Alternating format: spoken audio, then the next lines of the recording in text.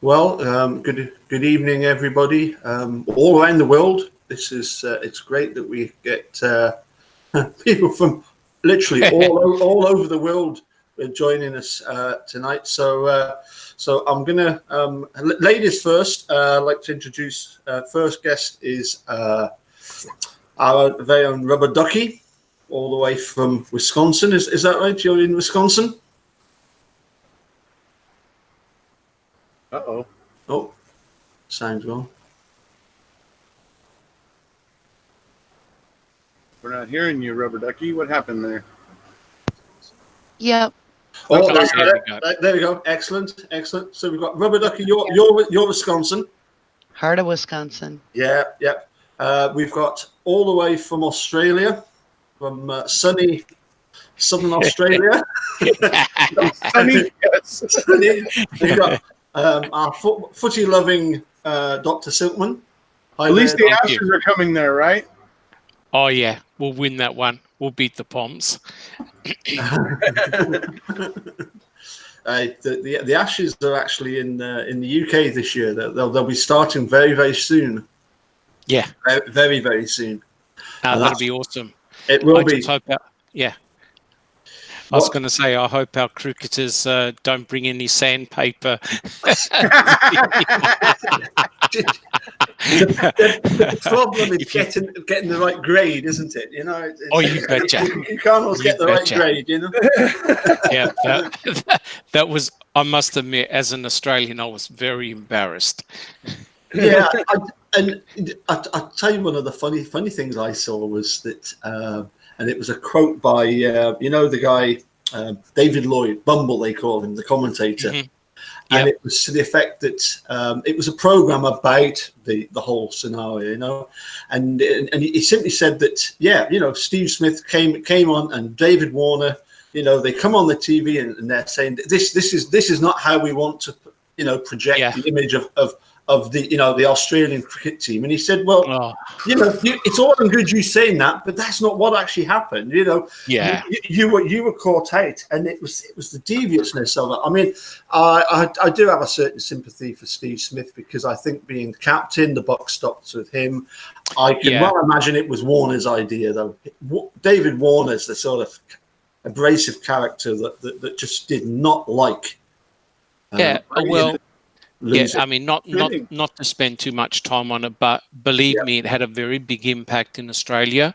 Yeah. It was very embarrassing, because Australians are known for their fair play of sport. Yeah. And, they're very fierce competitors, and they do everything above board. And to be called out like that, even the Prime Minister was embarrassed. Yeah. And that's bad. That's bad. Yep. I don't know. Rubber Ducky seems to have. I'm not sure what happened there, but I'm hoping she's going to be rejoining us here. Yep, hopefully. And finally, we've got in over there in sunny California, we've got Captain Crunch and Erekose. Yeah, I like it so much better when he calls me the dude. Anyway, how you doing, everybody? How you doing? Where's Captain Crunch? Captain Crunch. Yes, there he is. And also, I do like the flag that you've got there behind you. Yeah, it's only a little one on a little flagpole, but I noticed it the other day. That's been there for a long time. Yeah, it's just been there for a few months at least. Yeah, it's behind you. Yeah, it's been there ever since I got home from Australia. Beautiful. Because that's when Paul brought them to Australia, and he gave me some when we were going back to the airport on the final day. So, and when I got here, anyway, so you two boys are ambassadors for Australia now. Yeah, I guess so. I don't know if you want Paul being an ambassador to anything, but oh well. He havers sometimes. You gotta be careful. Oh well. Not at all. Rubber Ducky's with us. Yes. Welcome back. That. No worries. Thanks. I call it hang up instead of hang out. So yes. I got your message anyway. For some reason, it doesn't recognize. It just said someone to Erekose. Dr. Silverman and me, I got bumped off somehow. So anyway, everybody's here. I was going to fire a few questions at you, if that's all right. We'll let ladies go first, shall we?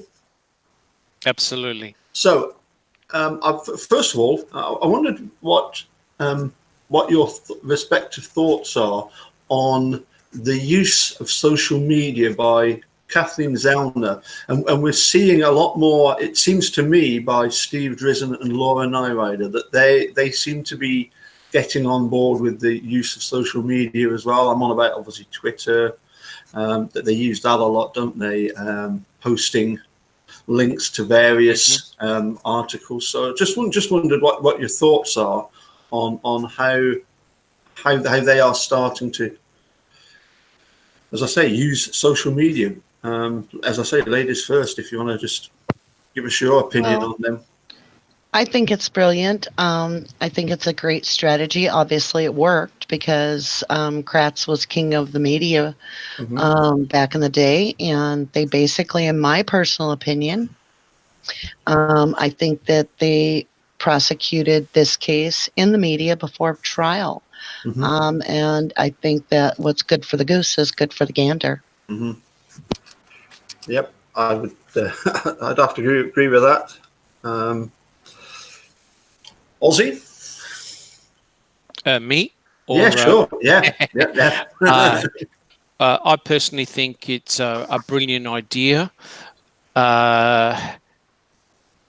Just to get a flip side to the whole situation, because as Rubber Ducky said, Ken Kratz used the media, the traditional media, to his great advantage and to Stephen Avery's great disadvantage.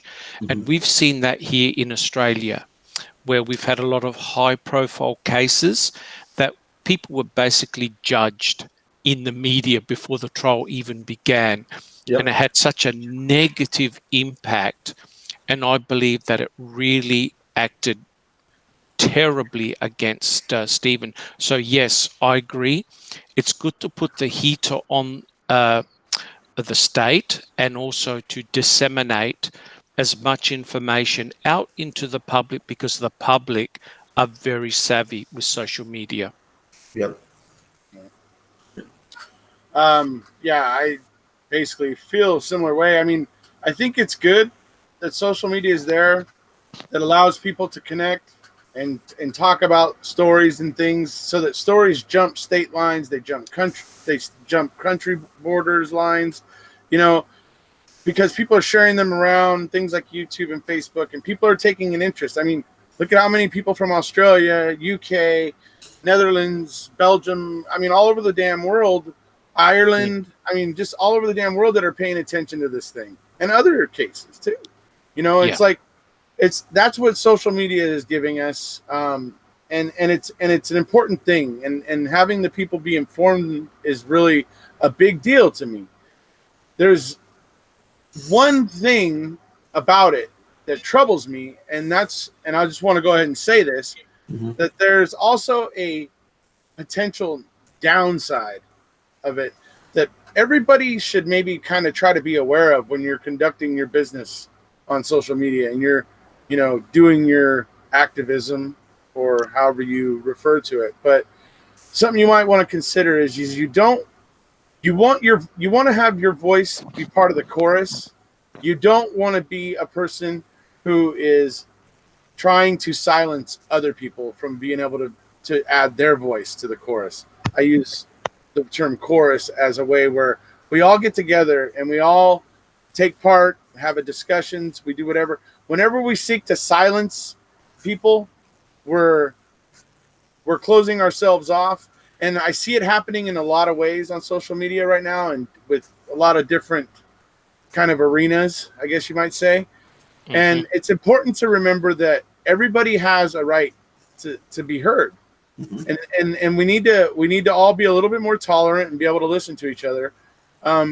And I think I can point to that clearly just by looking at the way that we truthers or supporters of Stephen and Brendan usually interact with guilters. It's usually there's a great deal of supporters or truthers who cannot fathom the desire to want to speak to anybody who thinks that they're guilty. They can't imagine why anybody would want to do that.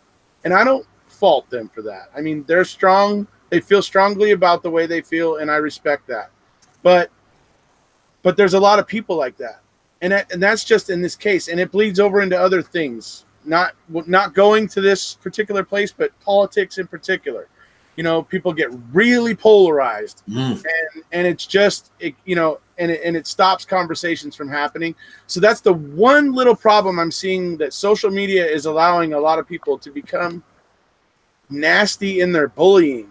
It's no longer about creating awareness sometimes, or making people aware. It becomes this thing where it becomes this monster where they are attacking, and they are, trying to beat people down. So I just wanted to say it's a great thing, but it's also something that with something like this that is such a great gift, there's also responsibility. Correct. Yep. So I just wanted to kind of point that out, because it is kind of important that we think about that when we conduct ourselves on social media. Yep. Yeah, I mean, I again, sorry for harping on about this. I had the luxury, the privilege, the whatever you want to call it, of, in the course of 6 months, having a lot of conversations with, I suppose you would have to, as I would call him, an ultimate guilter in the form of Robert Herman. We actually got on quite well, respectful to one another. He would often say, well, that's your opinion, you're entitled to your opinion. But he didn't have anything that he could come back and argue with, other than the fact that he said to me, and he said it in an almost apologetic way. He said, well, they weren't 7, 2-hour-long searches of Stephen Avery's trailer. Some of them were just 10-minute sweeps, and and it's like, yeah, but dude, that's still 2 or 3 searches for 2 to 3 hours in a tiny bedroom where, if you've got 3 people in that room, you can hardly even move, Mm-hmm. So you have to sit on the bed. Exactly, and he said other things like, let's say that was one of the classics. He said, as well, that he said fingerprints. Yeah, I said, well, how come Steve leaves all this blood, on the inside of the car, and yet no fingerprints? How does that happen? He says, right. well, some surfaces, they aren't, they're not smooth. You can't always get fingerprints off all of these surfaces, and I'm like, no, dude, that's complete and utter nonsense, but you've got to present it in a way that you're not sort of, being too rude. Although in the end, after 6 months of it, I did get a bit ratty with them, I must admit. We don't speak anymore, but I still the funny thing is, I still send emails every now and again to Mark Wiegert, who replied on one occasion. Wow. And that was it. Yeah, he said go read Ken Kratz's book. That's Thanks, Mark. You're a real I had a great conversation recently with a couple guilters, because I always figure, like Erekose saying, and like you guys are making the point, in order for us to change people's mind, if they're already on your team, you want to work with others too that maybe are on the other side, to bring them over to your side. And the only way to do that is to let everybody have a voice. But what was really a point for me was, so the guilter was like, what brought up the bullet? And I was like, well, there's no blood on the bullet and the bone isn't on the bullet. So how was the bullet the murder weapon according to the state? And he said there was blood on it, but that it got washed off. And I said, well, then there wouldn't be any DNA left. Right. So he was stuck. And so he turned it to something different and just jumped ship completely. It's like, a lot of the times I am hoping that you're working with somebody that really has thought it through, but often, unfortunately, they don't want to have to dig in. I think once you have somebody that's digging into this case, they start becoming more on the fence. They start asking reasonable questions. That's when you know that you're gaining support from someone and you're getting them to think things through instead of just going with, like you're saying, what the media has programmed them to believe. Right. Mm-hmm. Yep. Yeah, it's certainly not all black and white. I mean, I've had a couple of discussions with guilters, and what I find is they actually haven't read any of the documents, and they actually haven't even gone. They haven't even gone into the evidence at all. They'll take a throwaway line from either Ken Kratz or Fassbender and Uyghur and take it as gospel, and they run with it until you actually deep dive and you say, "Wait a minute, have you considered this?" And in most cases, they haven't. They haven't done any reading at all. Right. Yeah. Yeah. That's what, you know, I did a video last night where I was talking about the same thing. I kind of went through like basically like some of the most, you know, common hollow arguments you get from guilters that, you know, and I like to point this one out because this one has two purposes. Number one, one of their hollow arguments is we were duped by a documentary, or, oh yeah, it's because of that Hollywood documentary, or things worded in that way, roughly in that way, where they're belittling us as if all we did was sit down and watch a TV show. Yeah. Now, maybe there are some supporters out there who literally that's all they've done. Mm-hmm. But when you're swimming in these circles right here, and you're coming on my channel and commenting, or you're coming on Rubber Ducky's channel, or Paul's, or Allie's, or anybody else who knows this case, and you don't know it, and you want to come in here throwing those lines at us, it shows that you only watched the documentary. It shows that you haven't really looked any deeper. And that's what it really shows when you come to us saying those dumbass things. So I just had to point that out last night in a video just for fun. So. Yeah. One of the interesting things, isn't it, that some of the guilters have pointed out, and there's a bit of the documentary second season where there's a conversation between Kathleen Zellner and what's the guy's name? Her assistant, the young fella. What's his name again? Oh, jeez. I can't remember. You just gave me a brainstorm. Yeah. But anyway, they're in the car. They're heading up to Manitowoc, and they say, you know, some of the guilters have said, well, Ken Kratz, typically, you know, lawyers, very much like politicians, they are very careful in what they say. Therefore, they didn't actually say specifically that bullet went through her skull. Mm-hmm. You know, but in the conversation they say, but it was never presented at trial that bullet went through any other part of her body. Yeah. You know, but this is this kind of spurious kind of you know, clutching at straws that they will now come up with, is the fact that somehow this bullet might not have gone through any part of her body that has bone, but which part of her body is made of wood?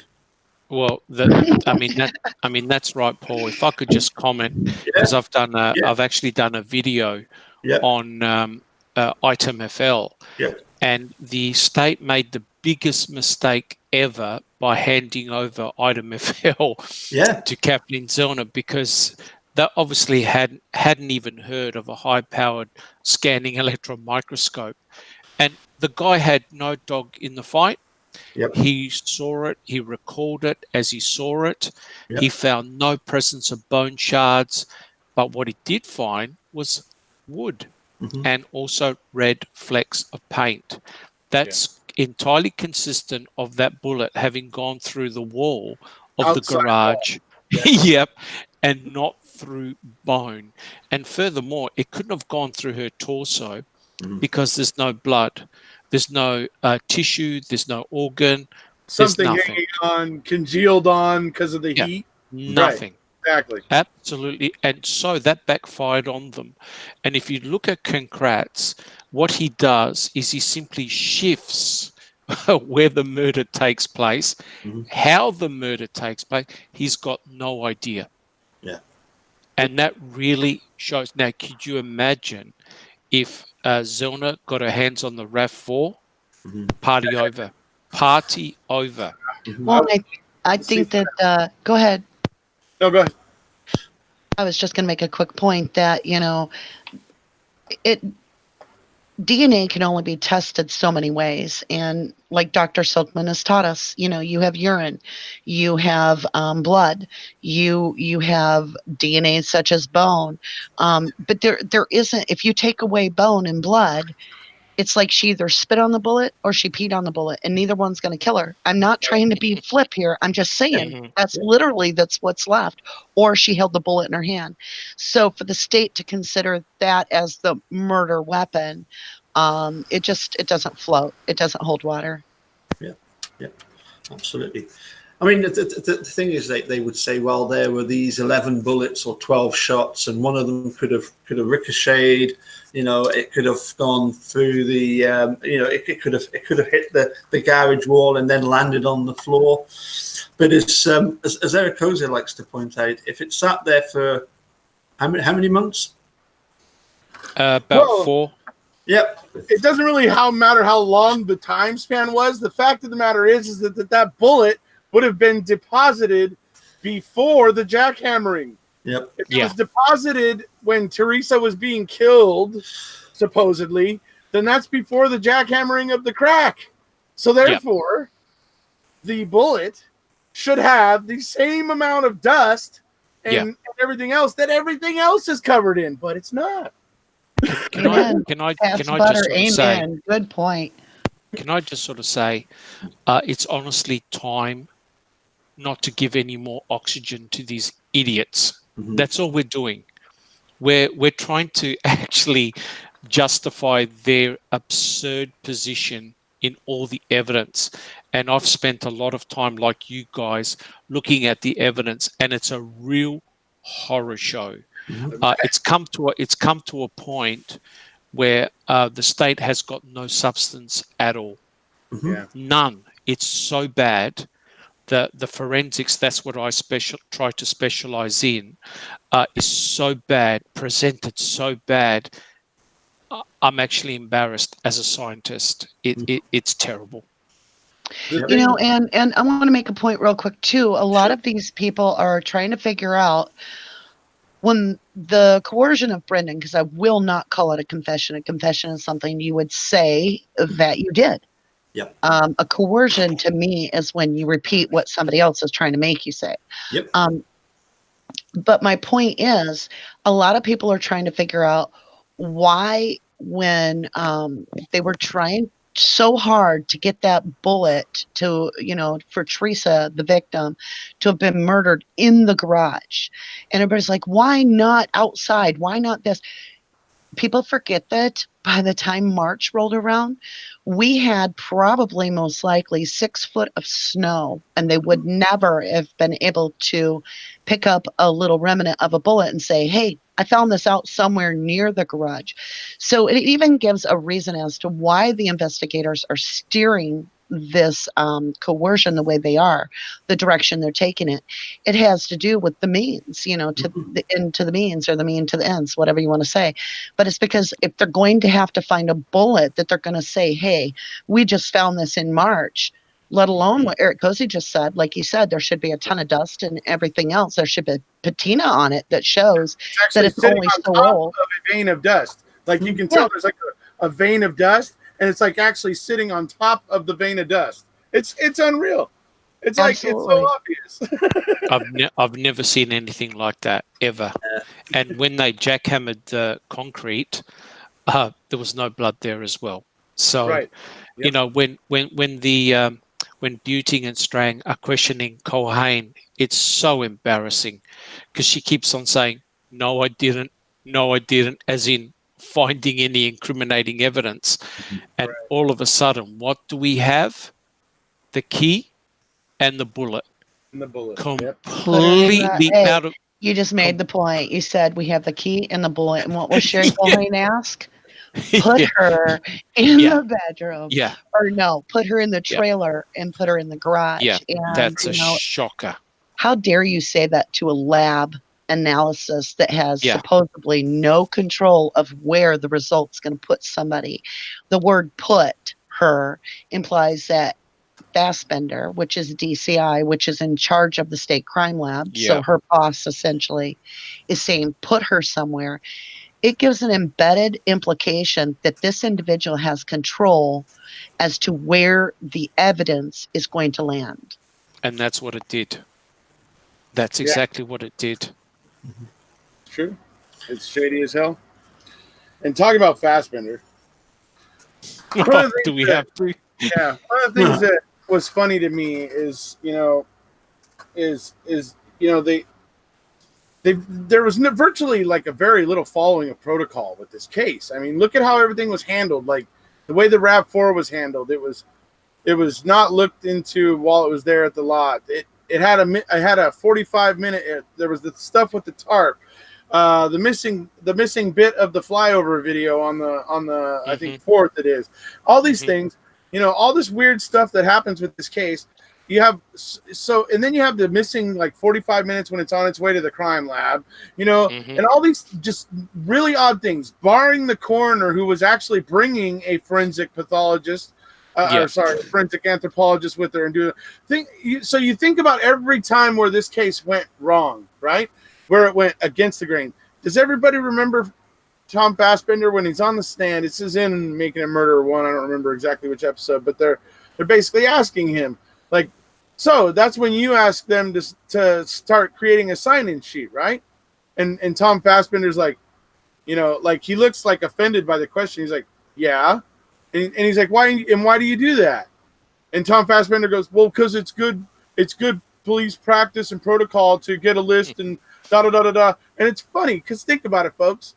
That's probably about one of the very few times in this case that they actually were following protocol. And look at the gems we get from it. Ryan Hillegas and everybody else signing in on various days. And all that. I mean, that's so imagine if they followed it in other places. That's all I'm saying. Right? Yep. Just imagine. Yep. Well, and imagine if the reason that they're behaving this way is because that's how our crime lab is run. Now, that would be a problem. When you look at the 2006 audit that was an internal audit of our state crime lab, you start seeing the same MO within the system itself. So they've got the boss there that's supposed to be going through and randomly pulling the results from certain, every analyst should have so many randoms per week. He doesn't do one for an entire year on any of the analysts, including the new people. When you look at the situation where there was the sightings by Buting, and it was investigated and found out to be true that they actually said that this individual's fingerprints were found at the crime, and that was the state crime lab, same state crime lab, same technical people. Come to find out, no, those tests had never been run. When we find out that fingerprints, DNA fingerprints for an investigation were being taken home, you see that same MO when you get to Manitowoc. You see back in the Ricky Hochletter case with Herman, the undersheriff, driving around with the evidence. He stated in his truck for days and days looking for pieces to this vehicle. And yet when the mother goes back and says to Link, hey, I want to see those pieces, they don't even have them. They've lost the pieces. So you kind of have to look at it and go, okay, how far did the apple in Manitowoc fall off of the tree? Right. Absolutely. I mean, apparently Herman wasn't even really. I mean, he was investigated twice about it, wasn't he? They sent, was it the FBI or something, twice? DCI, yeah. To investigate, and they even then some of the press try and present it as if he was doing a good thing because he was out, driving around all these parking lots looking for a particular type of truck, because he knew exactly what sort of model and year of type of truck it was, and blah blah blah. Conscience much? Well, it does make you wonder, doesn't it? Can we just sort of next sort of question would be, and we had a little bit of a chat about this before we went on air. This idea that some and sorry to give these attention to the guilters, but some of them, even you've had them. We've had them in Manitowoc. There was somebody driving past that shouted out to the supporters, hang them both, or something like that, and you get them, don't be duped by a documentary. And I always find that a very strange thing to say, when they were the ones that were duped by their own press and their own media, who simply parroted everything that Ken Kratz, Poggle, Wiegert and Fassbender fed them. What's your thoughts on the sort of the press coverage? Because I'll be honest, my background coming into this was my daughter was doing journalism through in Glasgow, and that's what sort of piqued my interest in particular, was the quality or lack of the journalistic coverage of this case. Do you feel the same? I personally do. It was very important for the state to get on the front foot very, very quickly. And the reason for doing that, and I think Rubber Ducky will agree, it's impression. That's the key word. It's the impression that it's the impression you want to give the general public. So therefore, when Ken Kratz gave his spiel, that is, anyone under 15 go to bed or get away from here, he already set the mood and the atmosphere. And when you think about it, here's the scary thing. Ken Kratz could have well been the only DA that read out the script of a film on national television. Because remember, that happened one day after Brendan's so-called confession on March the 1st, where he basically was recalling, the research that myself and another researcher did on Kiss the Girls, all the major themes that Brendan said were straight from the film, and that was echoed back by Ken Kratz, who never checked the facts, but it gave a fantastic story. So yes, the press did run with it. Right. And people love a good story. They love a good story. And look at the press coverage. Oh my God, we've got groundbreaking evidence. We've got an incredible story. They're all trying to be like piranhas, trying to get out all the information as quickly as possible. So suddenly the mood, the atmosphere completely changed. Yeah. Brendan and Stephen were doomed. Right.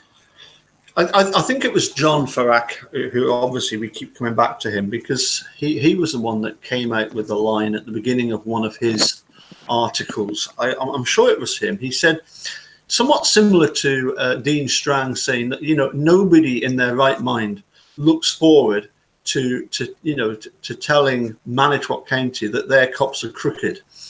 And John Farrak very similarly said, nobody in their right mind would go to Wisconsin and tell Wisconsinites that the Green Bay Packers are a lousy football team, because nobody's going to want to hear that, are they? Yeah. And that would be, almost a kind of like a journalistic suicide to do that, surely, But yet here we have John Farrak was one of the few that did actually, once Making a Murderer came out, go and point out all this stuff. But I don't see, we mentioned Aaron Keller. Yes, he's had John Farrak on his show. He's had, I think, Jerry Buting on his show. But I still can't get over how they simply parroted everything that fed to them. And I just wonder if again, as I say, it's not just journalistic suicide. It's actually a certain amount of fear of seeing exactly what can happen to people there, that they think, well, you know, we're not going to go against the grain here. We're just gonna present the stuff as it's shown to us by Ken Kratz, the rest of them, and not even question it. I thought it was interesting. Today we went through and I was gathering some documents that actually were from Calumet County and that were case related at the time. And it was quite interesting because I saw something I hadn't noticed before, which was it was the Calumet County Sheriff head, and it was from Sheriff Jerry Poggle. And then it had Roosh on there, his captain, or Roush, whatever his name is. But right before that, now keep in mind, this is a letter to the judge in response to the motion that Stephen Avery would not need to wear a stun belt in the trial. And this is Jerry Poggle saying, yeah, I think he does, and here's my reasons. It's my job to keep the public in the courtroom safe and so forth. But right underneath it, I noticed that he had two little notes under his name that were copied on the release to the judge. And it was the radio station KGL, like 753 or 953, whatever. And then it was to the web teleprompter that all the news stations go to see, and they would type in queso. So I started looking at other documents, and sure enough, it's there every time it's anything. Now, there would have been no reason, when they haven't made a decision yet, it's still got to go before the judge, to even copy the press on that until a decision was made. Right. But it wasn't that they really cared. I mean, think about it. They've got, you know, this little tiny woman sitting behind Stephen that's the bailiff or whatever her position is. And she's tiny. I mean, this is a little woman at one time standing. So if they're so scared that he's such a monster, why aren't they putting their biggest, toughest people? But they're not. They're putting like Mrs. Doubtfire there to guard Stephen. So it wasn't that they wanted a stun belt on him. It's that they wanted to instill, to imprint on the media, so that the media would get the public so afraid of this man that even the jury was thinking, gosh, we're not even safe in this room with this man. We can't let him out there where he's not even being guarded. You know, we're going to have to do something to protect the public. Yeah. Yeah, I'm sure they had quite a fight, didn't they, Dean and Jerry, in eventually managing to get Stephen Avery out of the jail suit and into proper ordinary clothes. But, anyway, yeah. Why had Stephen ever shown the capacity to, be violent or anything in a courtroom or with law enforcement or in any way like that? I mean, in what way is there anything like that? I don't know. So. Okay, I got to tell you guys, because this is actually going to make everybody kind of chuckle. So there was like 4 or 5 points brought up by Poggle, but this one killed me because it's probably 100% true, because I myself in that situation, we say things in slang, but apparently they were monitoring the phone call between Stephen and his dad, and he threatened to disfigure. Stephen made a comment that he would like to disfigure Wiegert or Fassbender's face. So what came in my mind was that he probably said to his dad, I'd like to rip Fassbender or Wiegert's face off. Right. I had to die laughing because I was actually kind of think that was something that is. Because he's trying to repackage it. Yeah, right. They're trying to take this Twinkie and turn it into, this horrible, poisonous thing, when it's not. It's self-expression, but it shows how hard they were trying to build a monster. So it came up that as we had this conversation, the group came up with this idea of Stephen, the way that Manitowoc and Calumet were trying to make him look like, that we had this vision of Stephen as him saying Clarice at this point. I mean, it was so bad. They were painting this picture horrific. But yeah, it just, the way that they twist everything to make it look like he's this horrible monster and put this. And when you think about it, they have to. because that's the way they were painting this crime.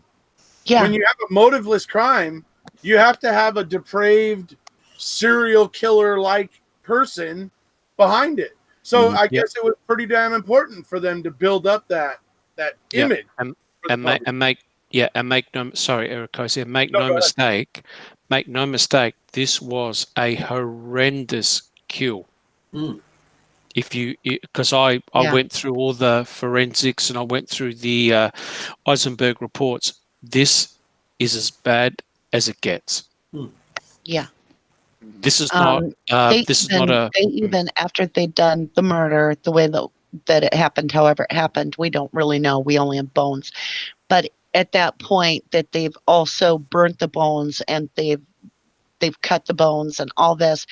They even then, Eisenberg says it really, she downplays everything, but she couldn't downplay this because she's like, these bones have been traumatized. So what she's saying is when you look at the small, tiny fragments of bones that she's dealing with, we are talking about an individual, whoever did this murder, that they've then somehow, which I think scientifically we're looking at a machine, whether it is possibly a hydraulic press of some kind from a front loader, a skid steer, something that has the pounds to literally compress these bones into, I'm talking tiny fragments. When the biggest bone they're finding left from the human is no more than like 4 inches. This is significant. This is beyond, that's beyond concept when you're looking at maybe the only thing left from this bone is this little, 1 centimeter piece. We're seeing somebody that absolutely never wanted the identity of this victim ever known. Ever. Correct. Yeah. It's often been suggested that it went through the kind of halfway through the process of a full-on cremation where they first of all they burn the body and then they use some sort of pounding machine to break the bones into this into dust, and of course that comes back to this Sakiki letter, the idea that the body was burnt in a smelter Friday night. That to me looks very likely. I know, dude, you've done a lot of research into the various bonfires that are going on in various places around Manitowoc at that time. Yeah. Any thoughts? Nice segue for Zander Road. Yeah. Yeah. Anyways, it's like I've always said, and I'll remind everybody of a message that maybe you guys have seen. I've shown it in videos before, but it's a screenshot from a Facebook group where King Kratz was in way back right after the first documentary came out. And he actually says in a comment, she only died, how does he put it? She only died on the 31st if you believe Stephen Avery did it.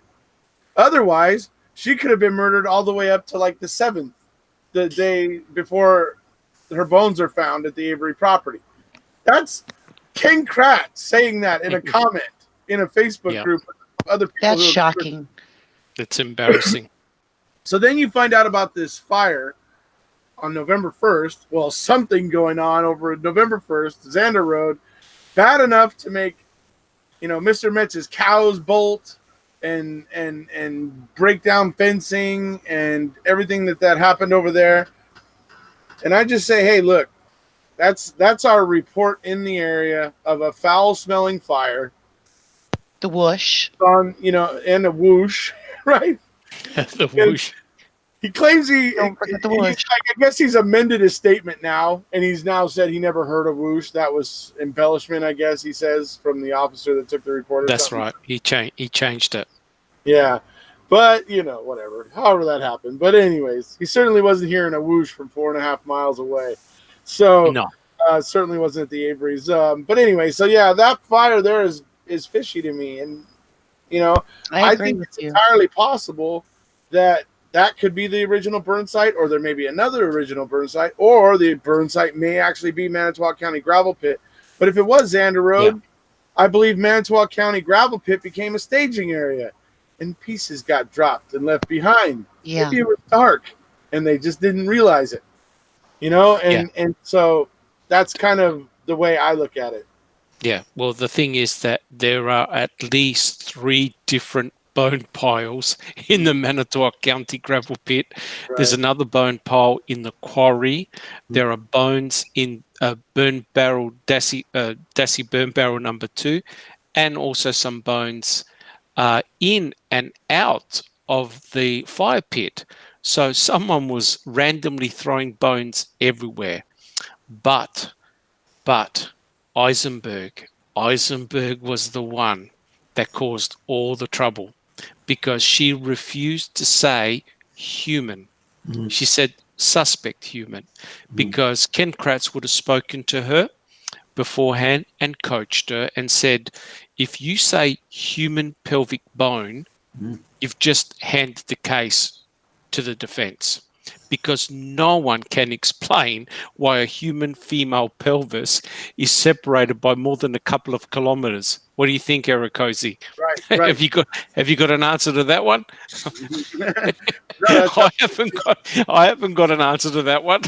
Yeah, it's that's a very good point. I mean, it could be that that Kratz coached her to say that about that bone. Oh yeah. But the other bones, there's a lot of other bones out there.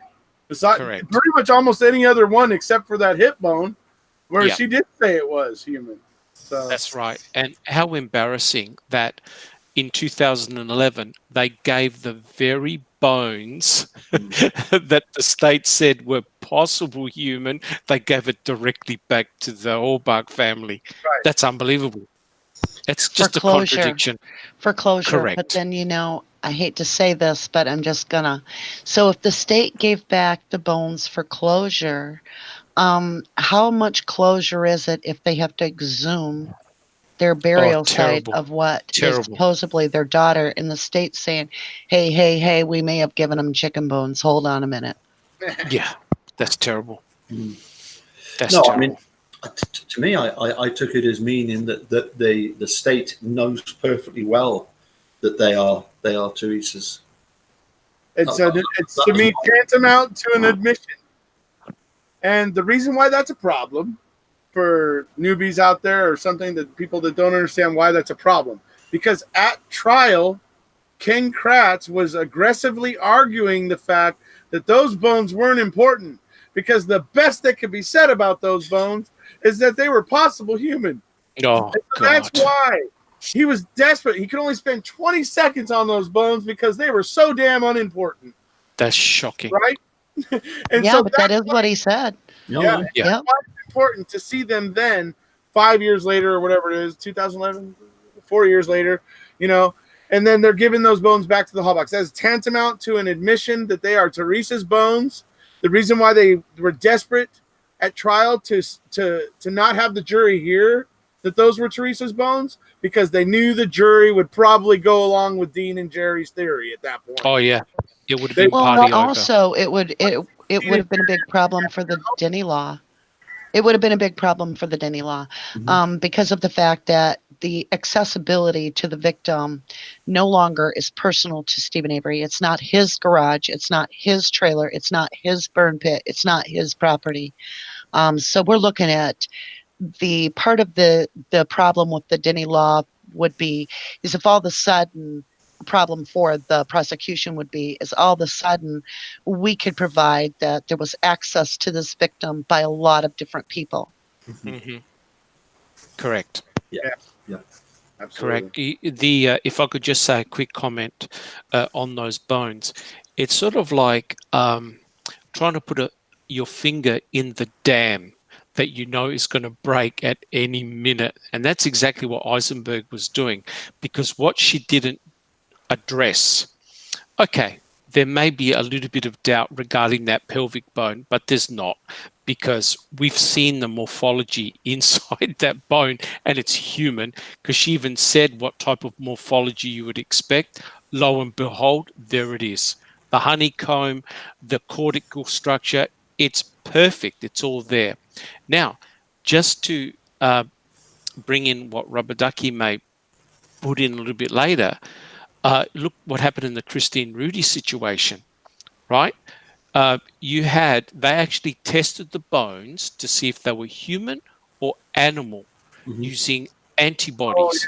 Now, right. please tell me, please, why didn't they simply do that in the Teresa Same Halbach people. case? Same people. Eisenberg was the one that There had you go. Christine Rudy's There bones at you the go. same time. Yep. There you At the go. same time.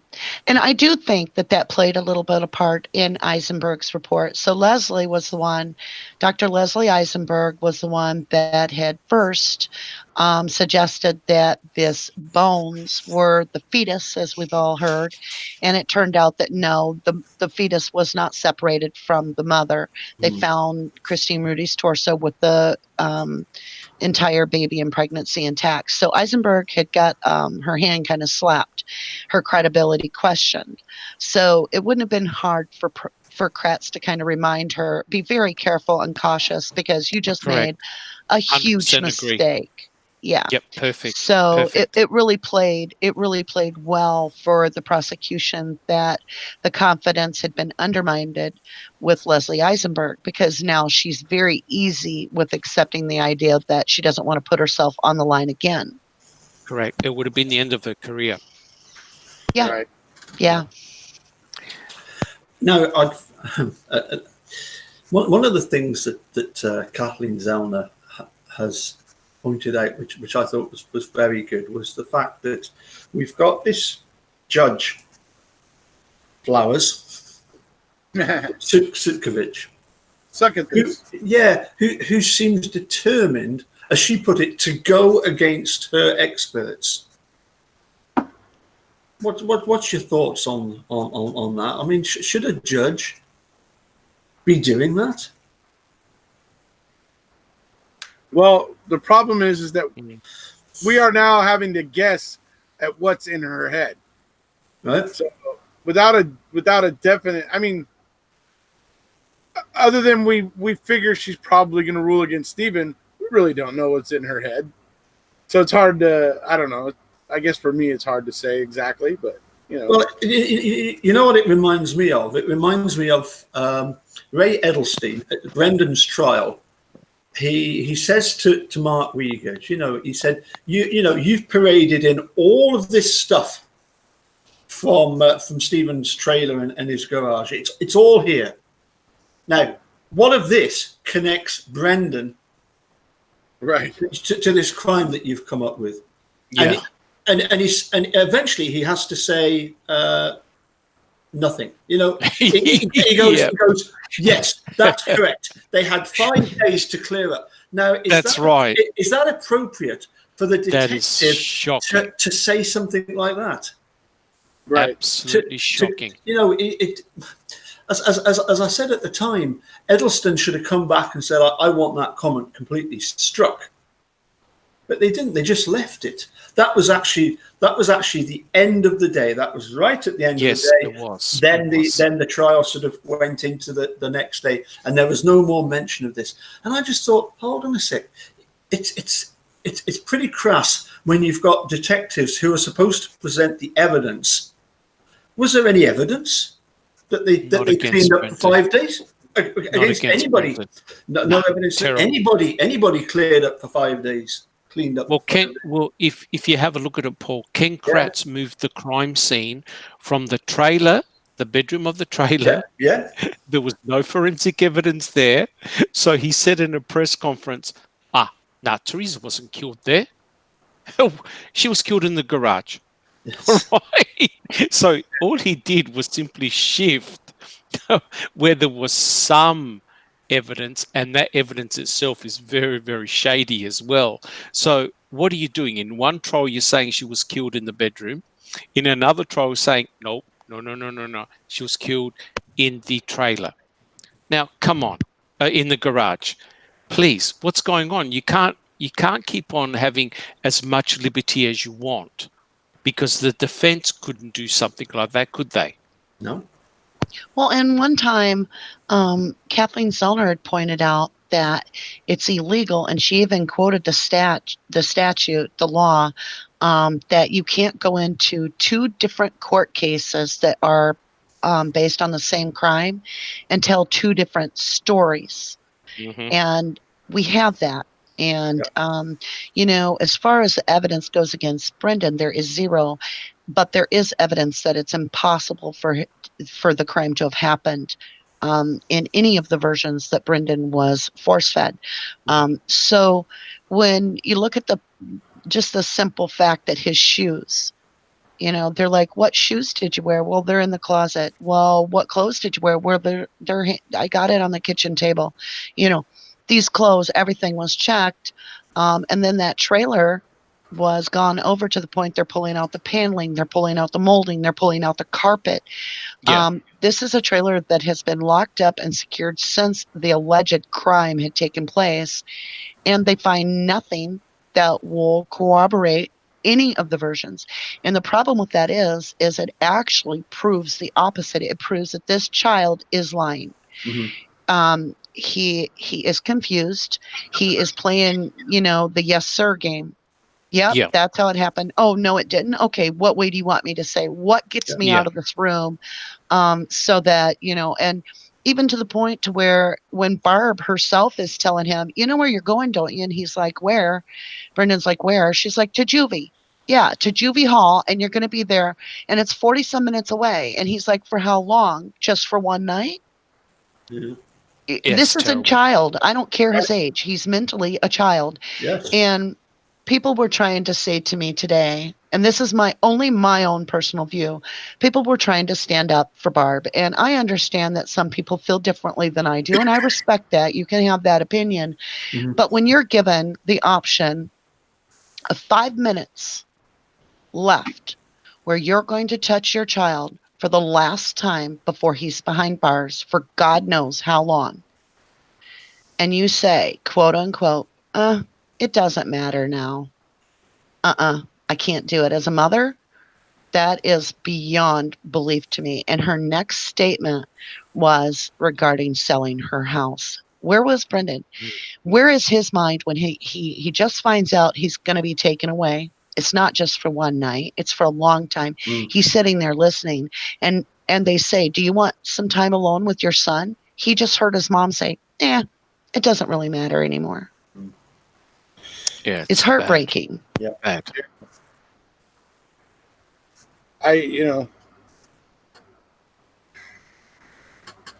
When the state comes after you, especially, I don't know, when you're not prepared for it and you haven't done like what a lot of us have done now for the last 3 years or so, and you don't start educating yourself about the system and how it works, probably a lot like Barb was back then. I think she missed a lot of opportunities and just dropped the ball a lot of times just because of the fact that it was intimidating. It's a difficult thing, but and certainly may have made a bad decision here or there. I just don't see. I don't know. It's hard. I don't know. It's hard for me. I mean, I know a mother's love is fierce, but yeah, I don't know. It's different when the states. I'd have held my kid. I'd have said, yeah, I want that 5 plus another, hour. And if you don't understand that, then you don't have a heart. As a mom, I had my child held at school over something. And yeah, they wanted to argue, they wanted to do stuff. But the first thing a mother's instinct is to put yourself between them and your child. And you do it. You just naturally do it without thought. My problem is with Barb is that her alibis for Scott Tadich have been ridiculous. She has changed her tune so many times. I agree she's under duress. I do. I totally agree with that. I myself have been under extreme duress in cases, and so have a lot of other mothers. But the complication with Barb is that she does have some answers, I feel. And I think that if she just really buckled down and got over some of her fear, she'd be protected and she could open up this case a lot and help her son as well as her brother. And I encourage her to know that, as scary as it sounds to step forward and go seek that help, what's the alternative? To die quietly and let everybody else control your whole life, or just stand up for what you believe in? But that's just my personal belief. But is it possible that Barb herself was also compromised, and Well, she was limited in yes. what she could say. Yes. Because wasn't she actually arrested as well? Yes, for THC charge, which never ended up hitting the books very long. Yep. I don't really know why. So couldn't the state potentially have made things very difficult for Barb? Oh, indeed. I'm not saying they were easy. No, I am not saying that anything was they easy. arrested her for possession of weed or something right around this time too, like Yeah, bullying her. You know, Yeah. so I'm absolutely certain Barb felt powerless. That's one thing in this I'm absolutely certain of. I do agree. I do agree Hands with that. behind her back. I think she you know, she says, you know, that none of her family could have had anything to do with this because I was with them all that time. And yet when Brendan phones on, is it the May phone call after the chat that O'Kelly had with him, and then Wiegert and Fassbender, they do that interview and they say, well, you better phone your mum, otherwise we're going to phone, you know. And Brendan phones Barb and she says to him, what, you mean you did all that? And she is completely bamboozled by it, isn't she? You know, she's completely confused. I don't. Well, we know that she was put under a lot of pressure by particularly Mark Wiegert. Basically, she was told it's either you're on Stephen's side, you either stay on the yard and we'll come down on you, or you get out of the yard. And as I say, I don't quite know all of the complexities of what they were saying to her, but they were certainly putting a whole load of pressure. I think she's if that's the case, if that's the case that she said, it doesn't matter. It's kind of like a defeatist. You know, I know there's no more that I can do. That would be my sort of take on it. But sorry, carry on. I was going to say she also appeared to have great problems of her own as well, and sort of like this was the tipping edge. She could not handle anymore. It's sort of like the seriousness of it, because don't forget, she was shown on TV and she said to her brother, Stephen, I hate you. Yeah. And it's like, whoa, how are you going to come back from that? Yeah. You know, Barb goes from, hey, they never did any of this, to all of a sudden saying, well, Stephen did it, I hate you. And then after talking to her son, she realized that they got railroaded. But it's too late. The impression is there. Yep. Perception. It's all about perception throughout this entire case. Yeah. King Kratz nails it. That one email to Sherry Culhane where he's talking about the FBI stating that the bones could not be ruled out as Teresa Halbach's. And he says, well, we're careful not to say that in the court. We're not responsible for the perception of the public. And that should be, I don't know if I need to do a needlepoint to put that up on my wall or what, but that right there nails this case. It really does, because the perception is everything. So the media, they're putting out the information that they're being given. But they can do the work. They can actually investigate, and that's what they used to do. They used to go and investigate things, and they would crack open cases, just like investigators used to really rely on investigating rather than taking the easy way out and just getting someone to say they did it so that they didn't have to do an investigation. And I think it all boils down to that, honestly, and I'm gonna say this till I'm blue in the face, it boils down to, if we get blind testing in our crime labs where they don't know whose information they're testing, it's just an unbiased view. It protects us. I bet you it would take away the ability to question them. Amen. You know what I mean, right? Totally know what you mean. That's, it's essentially the good thing that would come from it, because they would no longer have to defend themselves against these types of arguments, because it would all be blind. So Tom Fassbender writing an email wouldn't have mattered. Yeah, there would be no put her in the garage. And it would help, create more, credibility for their findings. Absolutely. It would protect them. There is no credibility. There would be the conflict of interest would have disappeared with the crime lab. It wouldn't matter that we had Sherry Culhane, who had obviously been involved in the other case, as the test technician, because she wouldn't know what she's testing. It would help to protect us from wrongful convictions. If you're going to leave the DCI that's doing the investigation on these individuals, if you're going to leave them in charge of the crime lab, then you need to switch to a position where you're protecting yourself, so that way it doesn't come back on this situation where we have Fassbender saying, put her in the garage, put her in the trailer. You wouldn't have, like you're saying, Erekose, there would be no risk. It would protect everybody involved, and there's no reason we don't have that. An SOP is just a standard operating procedure. It's a protocol. If the protocols were actually followed, if we petition the state of Wisconsin as the public and require blind testing in a crime lab, I honestly believe that this is going to protect us from getting these wrongful convictions at the level that we're seeing. Yeah, I certainly believe that the empirical data could be used to start to correct some of the things we got wrong, but it may be a little longer before the lethargy of the system is, alleviated, I guess. And it might be the time to make that change.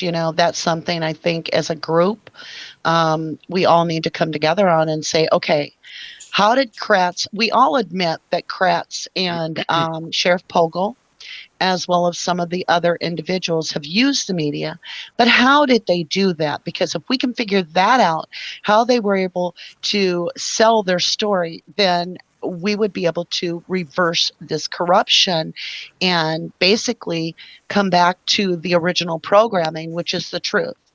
And so when you look at it, what they're doing is they're sending out, and I noticed this, it's still happening. I looked up some information. It's still happening that when the sheriff and that county, as well as other counties, send out an email on somebody that they're wanting to be in the news, they want to release it publicly, what they're doing is they're copying this exact form off to the news programs, and the news programs are just simply, that's why you see the duplication. So when I go to the archived newspapers and I type in something, I'll get maybe 12 hits, and it's 12 different newspapers. But what's shocking is there's not one word different in the newspaper report. So it could be Sheboygan, it could be Milwaukee, it could be De Pere, it could be whatever, Eau Claire, Wausau.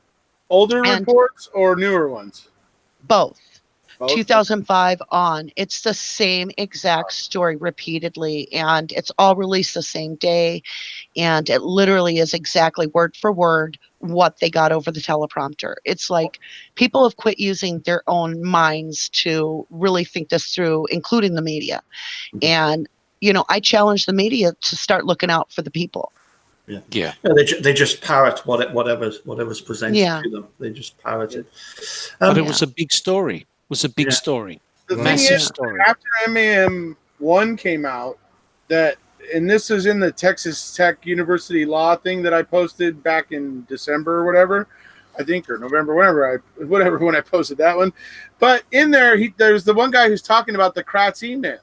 Okay, that email, he sent it around all the news agencies and everything. And if you look at the news, if you look at the articles and the stuff being written in 2016, they are all, most are derived directly from this email that Kratz wrote. Exactly. Word for word. Like it's like the press is incapable of thinking for themselves anymore or something. I don't know, but I back you on. I'll second that motion. Yeah. Yeah, I'm totally in agreement with you. And that's what we've got to get is for the things to change. We have to start making a decision. we can whine all we want and say this isn't right, we need to make a change, but we need to start targeting what needs to change, and that needs to happen. We need to, as truthers, however you want to put it, the group that wants to make the change, we need to figure out what is it that we need to change in the system. Number one, we need blind testing again, like we said, in the crime lab. That needs to occur. Number two, now, if a food substance is manufactured, the reason that they are required to do a third-party audit, as well as there's also the government does an audit, and we're not allowed to bring that food to these auditors and say, hey, here's this lot of this food, this is the batch. No, those auditors go right to the source and they collect the evidence themselves. They test it on their own. They're unbiased. They have nothing to do with these food places. And the reason is because let's say we did have a nefarious bad company making bad food. They could be handing them the good lots and saying it's the bad lots just to pass the test. So the person has to go right to, USDA has to go right to the bulk tank, collect that sample themselves. But yet the FBI was being handed the swabs from Calumet and Manitowoc County instead of going to the lab themselves to collect the test for the EDTA. We know that they had access to the lab because they've got it sitting in the Calumet County maintenance garage there. That's FBI. We see it in the CASO. They're absolutely doing it. They're scanning it with an electronic device for fingerprints. They get 8 fingerprints, so they have the access to the RAV at that moment. They could have grabbed the swipe of the blood at that point to do it. So the FBI is involved in this case. But instead, we have people not following through. They're not collecting the sample themselves. The media is not thinking for themselves. And it's time that the public start looking at that and going, wait a minute. If they're not going to think for themselves, then we're going to start jumping together and saying, these are the things that have to change. We're going to make a list and say, this is what we're going to expect from you guys. If we do that on a whole, just like cigarettes, that was a big deal. Nobody thought we'd be able to go up against all these companies that sold nicotine. Billion-dollar companies. But yet 10 years ago, nurses were sitting at the station smoking around patients. You wouldn't hear that now. And it's not because, it was so hard to get this to happen. It was just simply a mindset that we had expectations and we made it happen. And that's what we've got to do on a whole. Yeah, I've actually just written down there, CIFS is the Center for Integrity. Center for the Integrity of Forensic Sciences. It's that. There you go. It's what Jerry Buting and Dean Strang are trying to set up, isn't it? And as you say, it's so easy just to have blind testing. I mean, even in the Scottish borders, if somebody submits a sample, I know one of the technicians that works in the laboratory. She doesn't know who any of the people that are samples are from. It's simply a code. It's that number, and then later on that gets related to who the actual person is, and then you get your results back, don't you? Right. It's well, I'm doing a new presentation. Sorry to jump in. Yeah, no, carry on. On the FBI testing of the EDTA. Yes. And what Rubber Ducky said is 100% correct. They already knew what the swabs were. Yeah. So you don't have double-blind testing, which means that, and now I'll put it out there, do you think the state would have rested their entire case on the FBI coming back with the EDTA results? Or do you think that the state already knew what those results were going to be? Yeah, I think so. Yeah, I imagine Kratz might have known where the blood actually came from. So I could roll with that. Well, think of the handprint. They could have went back. They could have went back to that handprint that was on the RAV. And Sherry Colhane could have done test after test after test. It didn't have to be that she ran the test and it came back with a partial. But one of my big deals on that handprint on the back of the RAV, even though that's totally nefarious, I get that, that should be a big focus. What really caught me was Sherry Colhane plays both sides of the sword. So here's how Sherry Culhane's double-edged sword works. If it's Teresa Halbach's 7 loci, okay. We can confirm it's her because it's 1 in what? Billions, she said? Yeah. Which is Yes. incorrect. But we'll hold water. We'll hold on to that for a minute. Let's put that over here on the whiteboard. And then when you look at the situation where she gets maybe 7 loci for the handprint on the RAV, and it's not Stephen Avery or Brendan, and all of a sudden it's inconclusive. Yeah, that's Double-edged a shocker. sword, double standards. Yeah, such a shocker, right? Yep. This is, without doubt, the most important piece of forensic evidence on that RAV4. A23, blood on the back door handle where you've got to open it to put in a victim. And what does Culhane do? Doesn't re-extract item A23. Now, I've never, ever heard of a case like that. No. You're given the best forensic evidence you can ever find, exactly where the state is saying. Yep, is exactly where the state is saying. The killer opened the back door, threw in Teresa Halbach. What have you got? You got a handprint, and you got DNA, and you got DNA. What does Sherry Culhane do? Yeah, doesn't you've got more blood in that spot. A23. Correct. You've got so much blood in that spot on that handprint that you actually, I would wager a bet that you have more blood in that handprint on the handle on the back of the RAV than you have if Steve Avery's blood in this entire case. Yeah. It would be close. It would be very, very close. Yep. Well, there's the print nut by the handle, and there's also a print on the back wheel cover.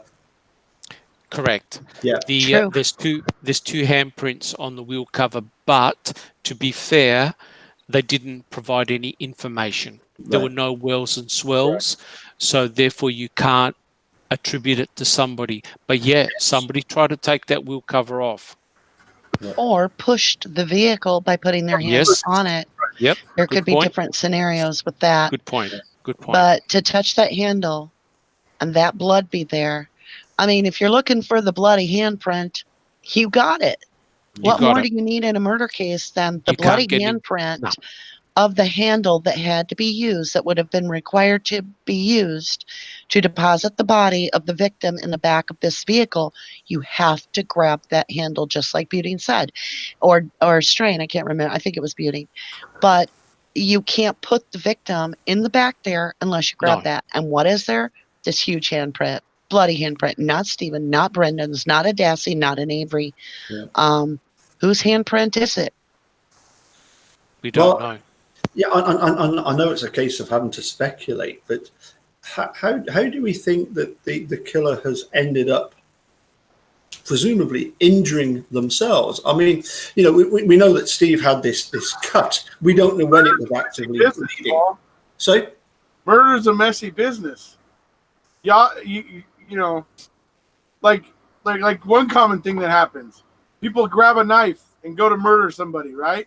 Yeah, and they don't realize that their chef's knife from the kitchen doesn't have any kind of a hilt or protection. And so when they go and use it, they usually end up cutting because their hand slips on the handle, and they end up cutting into their own hands because there's nothing there to prevent their hand from going to the blade. Murder's a messy business. Just all kinds of things you can never account for happen, you know? Yeah. Well, Erekose, that's one of Brendan's suggestions to how Stephen got his cut. He said out of 7 different ones. Oh, seven. There was 7. But it's not he gave Stephen's 7. blood, and it's not Brendan's blood. No, it's not. The question really is if you look at the suspects, we don't get a chance to investigate them. The only person that we're able to even connect in this case that has an injury that would be to a hand would be Ryan Hilligus. He has 3 scratches there. He claims that it's ink that was written on his hand. However, we do look at later. There are pictures in the trial He seems to have some discoloration in those areas that, honestly, they match up to the same 3 marks on his hand. So, this, if the case had been investigated properly, we would obviously know who the killer was by now. Yeah, easy. But it does bring you, it kind of, it could be that handprint isn't the killer as well. It could be that this is the person that was helping move this vehicle, got injured, and they're planting it, and they planted their hand on that handle. But because it's not investigated, we're left with the assumption that this individual is being their identity, again, identity issues with the state identifying people, that this identity is not something that the state wants us to know about. No. So it's not Stephen, and it's not Brendan or any Dassey or any Avery, but somebody had their bloody hand on that handle. Yeah. Well, sorry, Paul, in my opinion, I think Culhane made a mistake by letting it slip out. Yeah. She actually wasn't meant to be talking about item A23. That was obvious because one of the forensic guys, and I proved it, he goes, I didn't see any blood at the back. Whereas Culhane said, well, the guy looking at the RAV said, hey, you better take a swab of this. So how can the guy looking at the car say, I didn't notice any blood stain, and Culhane let it out the bag, that the forensic guy looking for blood said, you better take a swab of this?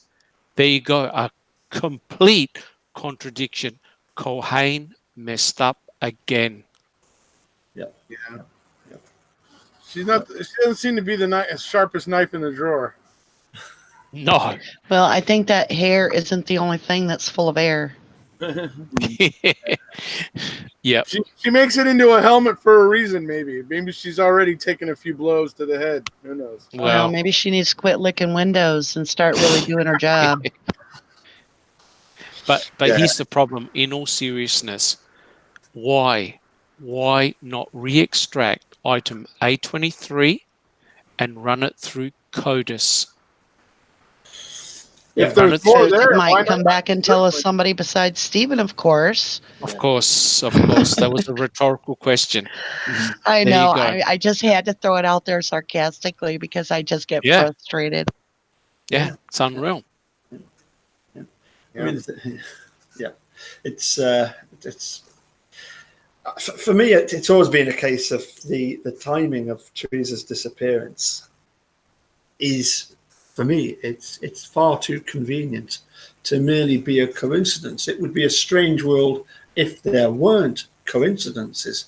But for me, it's just too much of a coincidence that a couple of weeks time, you've got Kosurek and Vogel are going to be facing the music. She disappears. Correct. Correct. It's just the timing of everything. Everything's too perfect for Wisconsin and the state and Manitowoc. I mean, it's just all too perfect. It's like I said in the video a few nights ago. Stephen has no motive for this. No, he has every reason to be content and happy. And I mean, it makes no sense that he would do this. And add the fact that these are the people who accused him of performing, a rape and attempted murder before. I mean, at what point does Stephen get some credibility for actually telling the truth against a bunch of freaking liars? Yep, he's the only person who told the truth. Stephen. Right. Yeah. Only person who told the truth. Yeah. It's like true. It's like Bizarro World, dude. It's like everybody's like, oh no, the liars are okay. Look, their job is hard. Yeah, you know what else is hard? Doing time that you don't need to be doing. That's hard too. And to use one of your words, Erekose, disingenuous. Disingenuous. Yeah. Disingenuous. What about Ken Kratz when he said, don't worry about what happened in the past. It's got no effect of what's happening now. And Ken Kratz even said, Stephen Avery, he gained a bit of notoriety. Yeah. Are you kidding? You put this guy away for 18 years and you call that notoriety? Yeah, right. Well, if we're going to talk about Kratz, somebody tell me.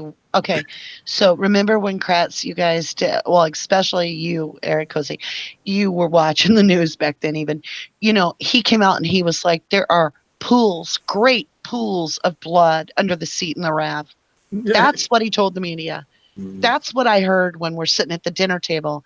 My mouth dropped open. I looked at my kids who were like, 5 and 6 years old, and they're like, what? And I'm like, shh, no.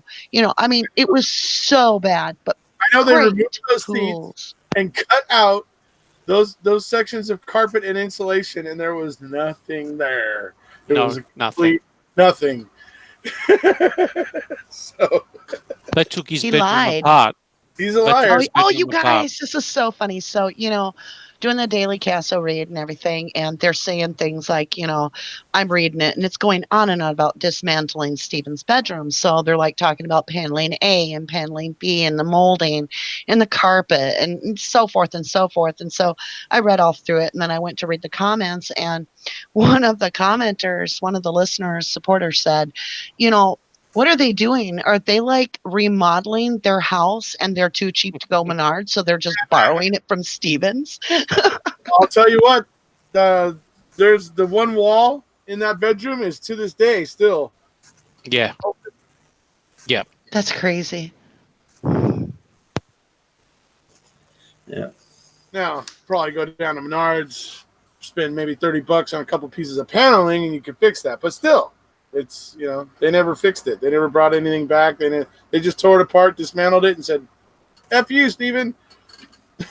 And they left it. They left it like that, a mess. Yeah. And the trailer actually belonged to Raleigh Johnson. That's correct. Yeah. So, I mean, that makes it even more messed up. So the gun. It's not Stephen's property they're messing up. It's someone else's. Yeah. Well, and it was Raleigh's gun. The gun had been left there from when he lived there. Right. And they use that as they still say, well, it was Stephen's gun. His name was on that tape. So, with that type of atmosphere, you can clearly see that Stephen had no hope. Same with Brendan. Brendan stumbled his way into this horrendous lion cage, and he got trapped, and they never let him out. Right. Travis said Polly Johnson sued for the damage to the garage floor, though. Oh, right. Yeah. To the garage floor, yeah. I mean, the garage is just about falling apart, isn't it? It's just about falling down. At the back there, you've got whole chunks of panels are starting to shift. Yeah. And out there 2 years ago. It'll not survive. And I was trying to get in there to record because I really wanted to get some footage of that crack. And, it's in such bad repair, they wouldn't even – I'm like, I'll sign a waiver. With the roof falling on your head? I don't think the roof would fall on my head. It didn't fall on KZ's head. Yeah, that's true. Right? So that's true. Yeah. Good point. But, hey, what are you going to do? No, I just think the back of the garage is going to start coming away. It's not going to survive too many winters. It's getting, pretty bad. Hey, like I said, in Wisconsin, man, you can go pretty much any property there that has buildings on it, and you'll generally find at least one of them that's like getting ready to fall over or fall down. Yeah. Yeah. But that was a very good point, though. Just if I can am I allowed to talk a little bit about the bullet? Yeah. Because that was found in deep snow, and when you think about it, what likely may have happened was the heating and contracting of the wood paneling of the garage probably popped the bullet out and fell to the ground, right? Because Roland Johnson said, hey, he fired between 2,000 to 3,000 rounds of bullets everywhere. He never picked up the shell casings. There were gopher holes right next to the garage. These guys are just shooting off that .22 all the time. Mm-hmm. So to them, it's no big deal. It's life. That's what they do. Mm-hmm. But then to try and associate that bullet with Teresa, that was the biggest mistake the state could have done, because Zellner called them out. That bullet never struck bone. And the other important point is this. Consider this. They had the cranial fragments, right? The two cranial fragments with the bullet holes in them. They found lead on those cranial fragments. They had the bullet. Guess what? They never tested the elemental lead of the bullet to see if it matched the elemental lead of the cranial fragments. So therefore, they never proved that that bullet ever struck bone. You know why they didn't do it? Because if the elemental composition of that bullet was different to the elemental composition of the cranial fragments, party over. They never tested it. No. If this was like some CSI episode we all watched on TV, we would have probably never watched another episode because we would have thought the writers were stupid. Yeah. Yep.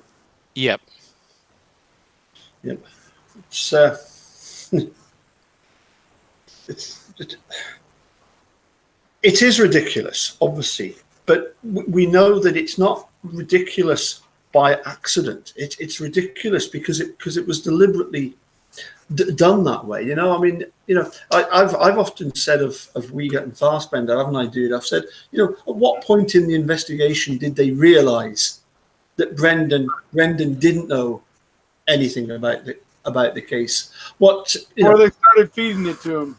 Well, yeah, it's like, you know, can we at any point in their investigation say that at any time in their investigation towards the start, was there any effort to do a genuine investigation? Well, right off the bat, when they arrest Stephen, the number one thing that starts me off saying that there is no way that these cops were planning to play by the book, not even talking about investigation, the immediate arrest of Stephen on the felony charge of holding the gun. The problem I have is Steve's name was purposely removed or not even removed, not added to the inmate list. And that was to keep Walt Kelly from him for days. Technically, Stephen we could have legally put out a missing persons report on Stephen because he was gone. He evaporated. Well, in the CASO, it goes on to say by the deputy that in the situation that this was taking place, it was Fassbender and Wiegert that took it upon themselves to go sit with Stephen during that time when he didn't have access to his lawyer, wasn't being allowed to make a phone call, and stay with him and talk with him during that process. So the two of those two guys, I can see where Stephen may have said that to his dad, you know, hey, I want to, whatever. But then you've got Wiegert and Fassbender with Brendan. You've got Wiegert and Fassbender coming to the jail to talk to Orville Jacobs. Now, what's interesting is recently we had that little bout where Stephen had put out a document stating that he wanted to FOIA the photograph of the RAV4 on the property where it was a flyover and the doors were open. And that kind of made all of us question, why in the world is he asking about this? Well, it's really interesting that when you jump into the case, though, and you start looking at this, we've got this guy named Orville Jacobs. He talks about this in 2006 before the trial. He said that Stephen told him that there's photographs, and this is in 2006, before trial. He said that Stephen had told him that vehicle, the RAV, had been photographed in an aerial view with the doors open. So, you know, all these years later, and Stephen's still sticking to the same story. Wonder if that's just basically the truth. So we know if everything else that Stephen said has been true, why wouldn't this be? So I want to see that dang picture. Yeah. I think Stephen did it to get us our attention on it. So it would be very interesting. I mean, there was, according to the official line, no door was ever opened at Avery Salvage. So yeah, that would be correct. Bad indeed for them if that picture exists. So that's interesting. Well, I mean, yeah. photos. Very interesting, isn't it? Does anybody think that there were actually pictures taken of these supposed remains? Yes. Having been dumped. It had to be. Had to be. And they simply kept them from us. Yes. They were tossed. We have H1 and H2. There's over 90 photographs that we've never seen. Yeah. When the FOIA was requested for H1 and H2, the answer given is absolutely ridiculous, which is that the pictures, they didn't deny the pictures are there. They admitted they're there. We're not being granted the FOIA because, quote unquote, they're being held for trial. Mm-hmm. Mm-hmm. Yeah. Yeah. Yep. Where is this trial? Because we're all waiting. I would say there are hundreds of photos and documents we don't know about. Hundreds. Zellner has a lot more than we do. We know that. Yep. Yeah. But there's probably even those that, are probably sitting in Fassbender's private vault there that none of us are going to see. Yeah. You mean the same place the CD was? Yeah, and his little jewelry box where you open it and the ballerina twirls. Yeah. Yeah, that's the one. Yeah. No, it always struck me as being odd because you've got this Tom Sturdivant saying in the trial, doesn't he? He says, "Well, I'll take the blame for the lack of photographs," and then nothing said about it after that. So awesome! You took the heat for that nothing burger. Yeah. Yeah, he was the fall guy. He was the fall guy. And but there was no fall. I mean, yeah, there was no fall. There was nothing. It was just like, oh, okay, so you take responsibility. Let's move on. Nothing to see. Nothing to see. There was some words. Who was the gentleman? Tom Sturdivant said some words there. Yeah, who was the gentleman? Who was the gentleman that actually apologized on the stand and said, "Well, we didn't take any pictures because the scene was obviously disturbed." Yeah, John Hurtle. Yeah, John Hurtle. And you're thinking to yourself, what the hell? You ban your own coroner for coming on site, who would have done a superb job, but I bet you the outcome would have been completely different. And had an anthropologist, had a forensic anthropologist with her. Kratz, the state, nobody else ever decided to bring on to Avery Salvage. Never happened.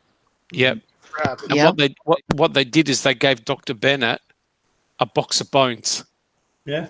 Can you imagine a forensic anthropologist given a box of bones? The first question he would have said is, "Where's the in situ photographs? Where'd they come from?" Yeah.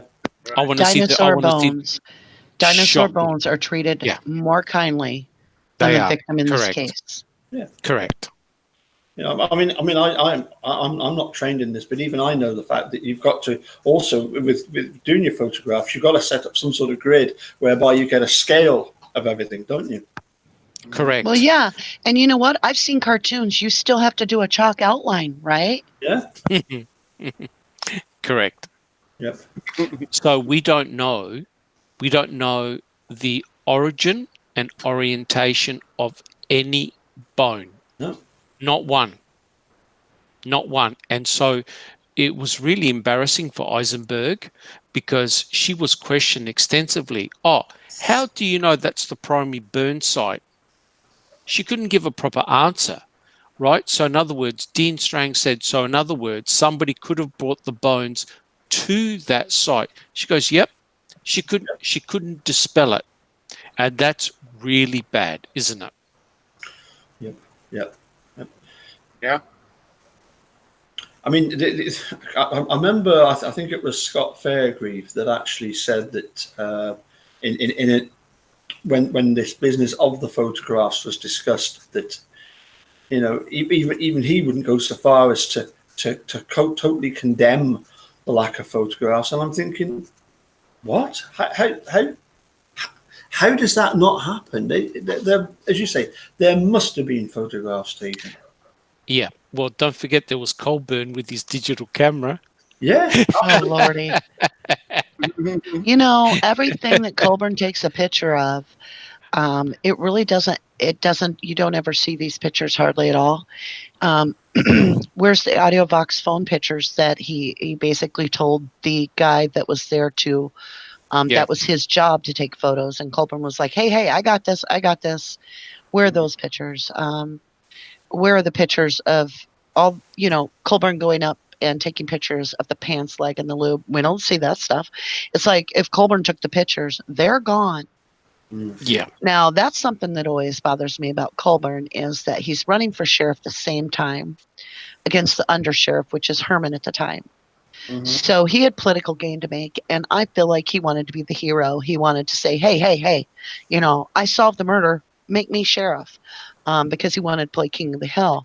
And so he's doing everything in his power, I feel, to make it appear like he's the hero. But what it did, and this is something I've always felt, is it brought out and it illuminated the fact that he obviously has a conflict of interest. So every time he puts himself in that situation, he brings suspicion with him. Just, it's a tag along, it's in tow. And that happens with Link as well. And so the fact that they just try to brush it off, that there's no conflict of interest in the case, and then file a lawsuit many years later, I think it's ironic that this case with Colburn has went up to the federal level immediately, but yet Stephen Avery's didn't make it past, the little tiny county. It's like, Colburn has a federal level lawsuit. Please, this is so backwards. It's so backwards. Yeah, one of the other things I don't know if somebody can answer this question for me. It's something that's rather troubling. Colburn was supposedly on site because he was the trained evidence technician. I'm just wondering at which that was Remica was the evidence custodian.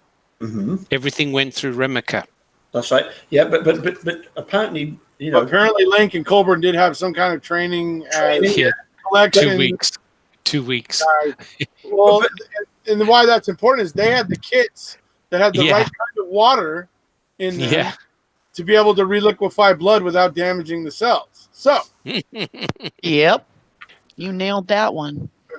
So it's air high five. Can't reach us. So yeah, my question would be though, at what point of the training was he told to go into, for example, a bedroom, and when you've got an item of furniture, to be so rough with it that you end up twisting it and breaking it? Well, he had. We all know why, right? He had to give a reason as to how this key magically appeared on the side of the cupboard, because no one would believe a word of it. Now, remember, they've been in there. Purple horseshoes. I'm sorry. No, yeah, that's it. That's it. They're looking for the tooth fairy. On the 6th, okay, we have, I believe it's Tyson himself in his report. It bothered him. Tyson's the dog that's supposed to be watching this property, and he's there on the 6th in his castle report. He is fascinated by Colburn. He makes an entire statement about how Colburn is so locked in on this nightstand. This is the 6th, 2 days before the key's found. Colburn, he uses the words highly concentrating. Colburn is highly concentrating on this nightstand. And it's not for a short amount of time. It's enough that out of his little 3-paragraph for his entire day, 1 paragraph is about how Colburn's concentrating on that nightstand. Yeah. Then you have Colburn saying he shook this shelf vigorously. Now, whether he did or not isn't here nor there. He actually incriminates himself more by explaining that he shakes this bookcase, because what it appears to be is that Colburn has had the opportunity to plant a key. Now it appears it's suspicious, because it's now given him the opportunity that maybe he planted the key even harder than he expected, and it's not falling out when he shakes it.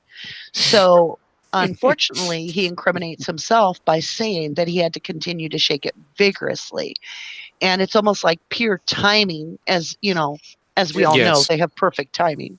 Yeah. That Link comes in and points to the ground and said, "Oh, there's a key." Yeah. And from a personal property appraiser, one of the things I have to do is somebody will bring me something and they'll say, is this actually authentic and from 100 years ago? or did somebody replicate this? And I have to be able to tell the difference. One of the things you do with any form of metal is you do an acid oxidation test, okay? When you do that, you can tell how old the patina is. Patina is just oxidation that's happened to an item over time. The oxidation on this key does not work with the state's statements. This key is fresh. It is almost brand new. It still has microscopic hair fibers that are wiry, that have not been broken off. So when you cut a key and you look at it really close under a microscope, or even a magnifying glass, you're going to see these tiny magnified hair fibers all over it of metal, where when the key is cut, it curls it a little bit and it leaves these shavings. You see this on this key. This key has not been in and out this ignition more than a few times. And so it's quite obvious that this key was just recently made. So if we're not finding it till the 8th, then we need to find out, it's just this simple. If Teresa hasn't made the key in the last week, we have a problem with that key looking that new. We have nothing that shows that the victim has lost their key in the last week and went and got a new key. And it's like I said, that cabinet was emptied out at least twice. Yeah. And once by Colburn himself. At least, and I'm telling you, these cops carry the same stupid little flashlight like I carry. Because I have to look around in cabinets and work on AV gear all the time, and I have to have a little flashlight to do it. I know the cops carry these. I know that if they were busy pulling everything out of that cabinet, that they were also getting their light and looking around. And had they done that, I don't care how cleverly Stephen had hidden it, according to them, it couldn't hide in there. You would always see it. It's in I did a video about this. I had a cabinet approximately the same as it. So it's like when you look in there, you see enough of it to make you go, what the hell is that? And look closer. And so it's like for me to believe that thing was emptied out twice and that was missed by these guys who have flashlights with them. Shocking. And it's metal. It should have, like you're saying, if they're, your little flashlight shining back in there and it's metal, there should have been a little spark, of the light hitting the metal and saying, hey, there's something back there. A reflection. Or the lanyard and the key don't, they don't just like pull like all straight or whatever. So like, they're like, it might droop in the middle where the ring is. And so you just see some hint of it being there. It's just enough to make you go, what the hell is that? And want to look closer. Completely bogus.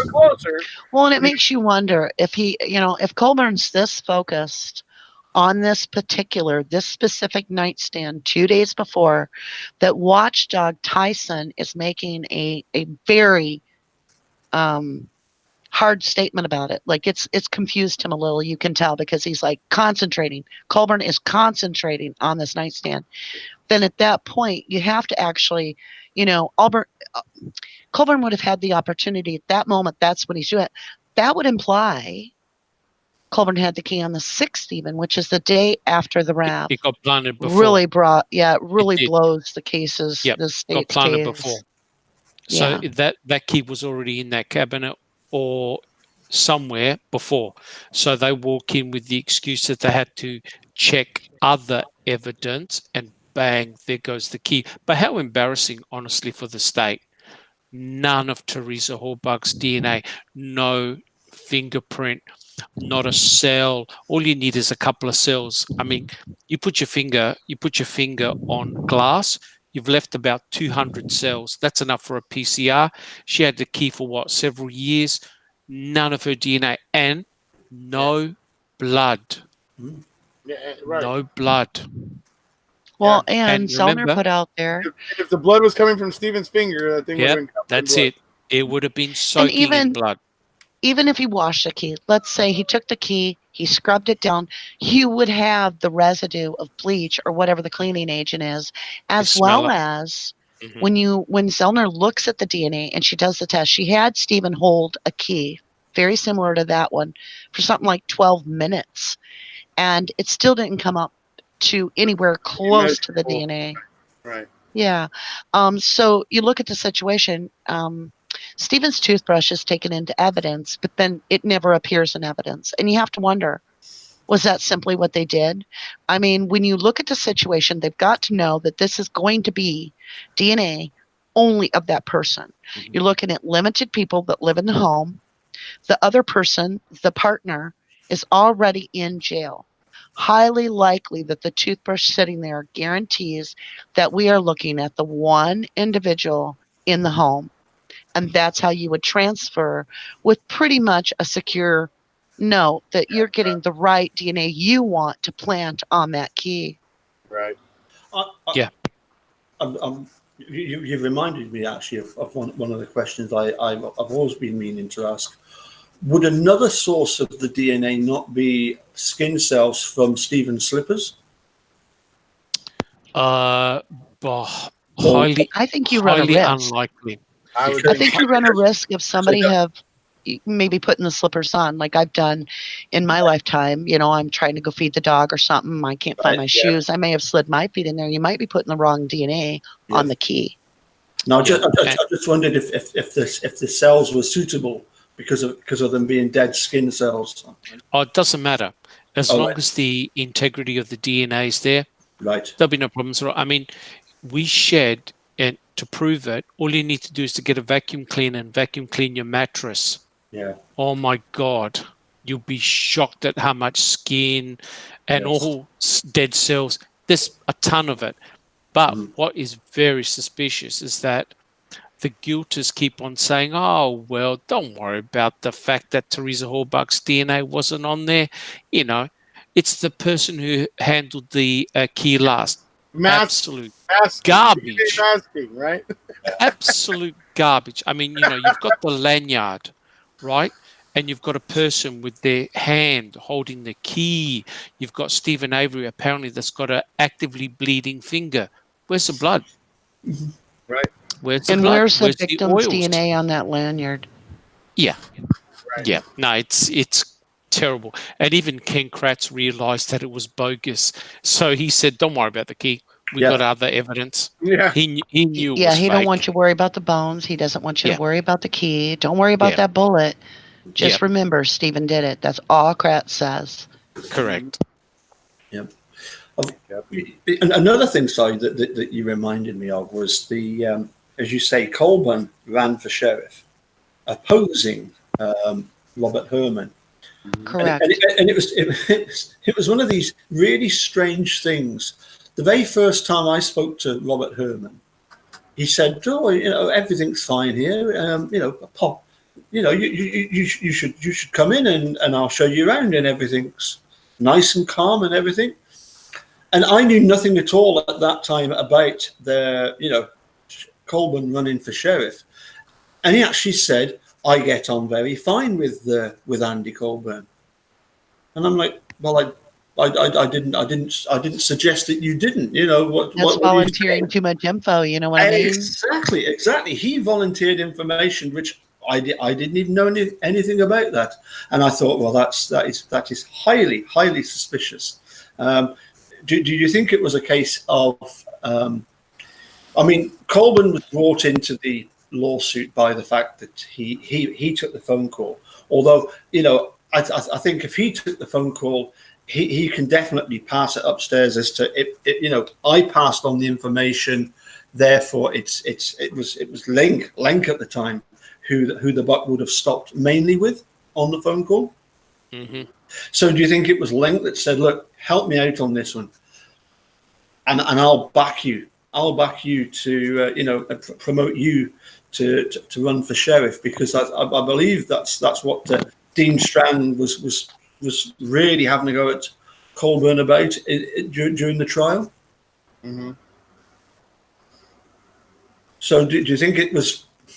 What I'm saying is, do you think it was Andy Colburn himself that was thinking, "Oh, I could run for sheriff," or was it a case of Lenk thinking, I could be a bit of a backseat driver here"? Column A and a little of column B. Well, look at the Ricky Hotchletter situation. You've got Colburn taking over the investigation. The mother comes in and she says, I really think we need to call DCI. I haven't heard anything about it. You said you were going to contact DCI about my son's death, about his hit and run. Actually, that's why Link is still in charge. Yeah, and this is while Link is still in charge and Colburn. Tells her that he had called DCI. but he hadn't. Yeah, when she calls DCI, they're like, "Who are you and what are you talking about? We haven't done First any time we've ever been investigation." contacted about this case. Oh, Yeah, really? yeah, exactly. And so, you've got the, how do I put it? You get the boy scratching the boy's back. The evidence disappeared in that case. Hey, the evidence is disappearing in this case. So what do? It all boils down, no matter how we look at this case, it all boils down to blind testing in the crime lab. That's the only way that we're going to get past any of this, prevented in the future. If you don't know what you're testing and whose stuff you're testing, it protects both sides of there's no reason not to do it. Well, And we all need to start making that change. And Wisconsin needs to wake up and say, hey, it's pretty sad when it's not just Wisconsin. I've heard it about Alabama. I've heard it about Tennessee. I've heard it about every state almost around the United States. But the point is, when you listen to other countries talk, they're like, how does America get away with that? Mm-hmm. It's because other countries say, that would not be tolerated in our country. It would not be tolerated. So I ask Americans to quit tolerating it. Mm-hmm. Quit tolerating this. Start taking a stand. Start demanding that we seek, when we go to say, hey, let me let my dog in before she cries and forever. Before we throw out who we're going to elect, we're going to pick the guy that says, hey, I'm for fairness. Let's go blind testing. Let's get that guy. Let's start electing him. Let's vote. Let's everybody quit saying, well, my vote doesn't count. Let's actually get out there and vote for the guy that's going to make the changes. And the only way that guy's going to know what changes we need is if you guys start actually talking. A lot of us, we're trying to say, well, we can't do anything. It's just me. Well, I want to tell you something. Erekose's been this a long, long time. He's been working at it. But there are those of us that just came on board. My channel started on my telephone doing the Sicky Note for 5 minutes 6 months ago. I'm not saying I've made a big change, but at least I didn't sit on the sideline and say, well, I'm just one person. What good am I going to do? Nope. Got on there, used my telephone. I even had somebody come on the other day and go, oh my God, you used your telephone to start this with? I'm like, you damn right I did. You know why? Because it doesn't matter if you're poor. It doesn't matter what your stature is in the social standing. It matters if you take a stand. And one person or two people or whatever can make a huge difference. It really it's can. education. Nothing more dangerous than the apathy of the average American. Our apathy is going to be the thing that kills us. Perfect word. If we get ourselves free, if more Americans can free themselves of the apathy and start to give a crap about some of these things, where we start making our opinions heard, we start voting our conscience, it's going to send a message. A lot of it actually have the power. Right people into place, getting the right people into the government and in the positions to be able to facilitate these things. That's a big part. There's a lot that goes along with it, but it just takes us plugging in, tuning in, plugging in, getting informed, paying attention, and then knowing what to do. You can't really know what to do until you get informed. So, I mean, one of the things that's just recently in the last 5 years that occurred, mercury is becoming a problem all over the United States because a lot of the electronics are used with mercury, and they're finding out that it's detrimental to the health because it's a heavy metal and so forth. Oregon themselves got so much pressure from the residents in Oregon that they are now the first state in the United States to have a completely mercury reform to the point that you can't buy an electronic or bring it into the state if it's got mercury base to it because it's detrimental to their health. How did they decide to do that? It wasn't because the lawmakers came along and they said, hey, let's stick into this whole thing that's going to, totally change our infrastructure and cost $1 million or $1 billion. It was because people took the stand to say, we're not tolerating it. And so let's take that challenge from the other countries. You, whoever you're listening, whoever's listening right now, you're as much as important as Paul Capaldi, as me, as Erekose. You're just as important as Dr. Silkman. None of us are any different than you. You're taking the time to listen. So take the time to take a stand. I don't know if maybe you want to put it around your office that we need blind testing at the state crime lab. Get other people paying attention. Start making a wave to get this done. We change that, and we're going to hit that wrongful conviction problem right where it counts. Because right now, as it sits, DCI, let's say they come up and they've got prejudice against an individual. They want this person, and I'm not saying they're doing it nefarious.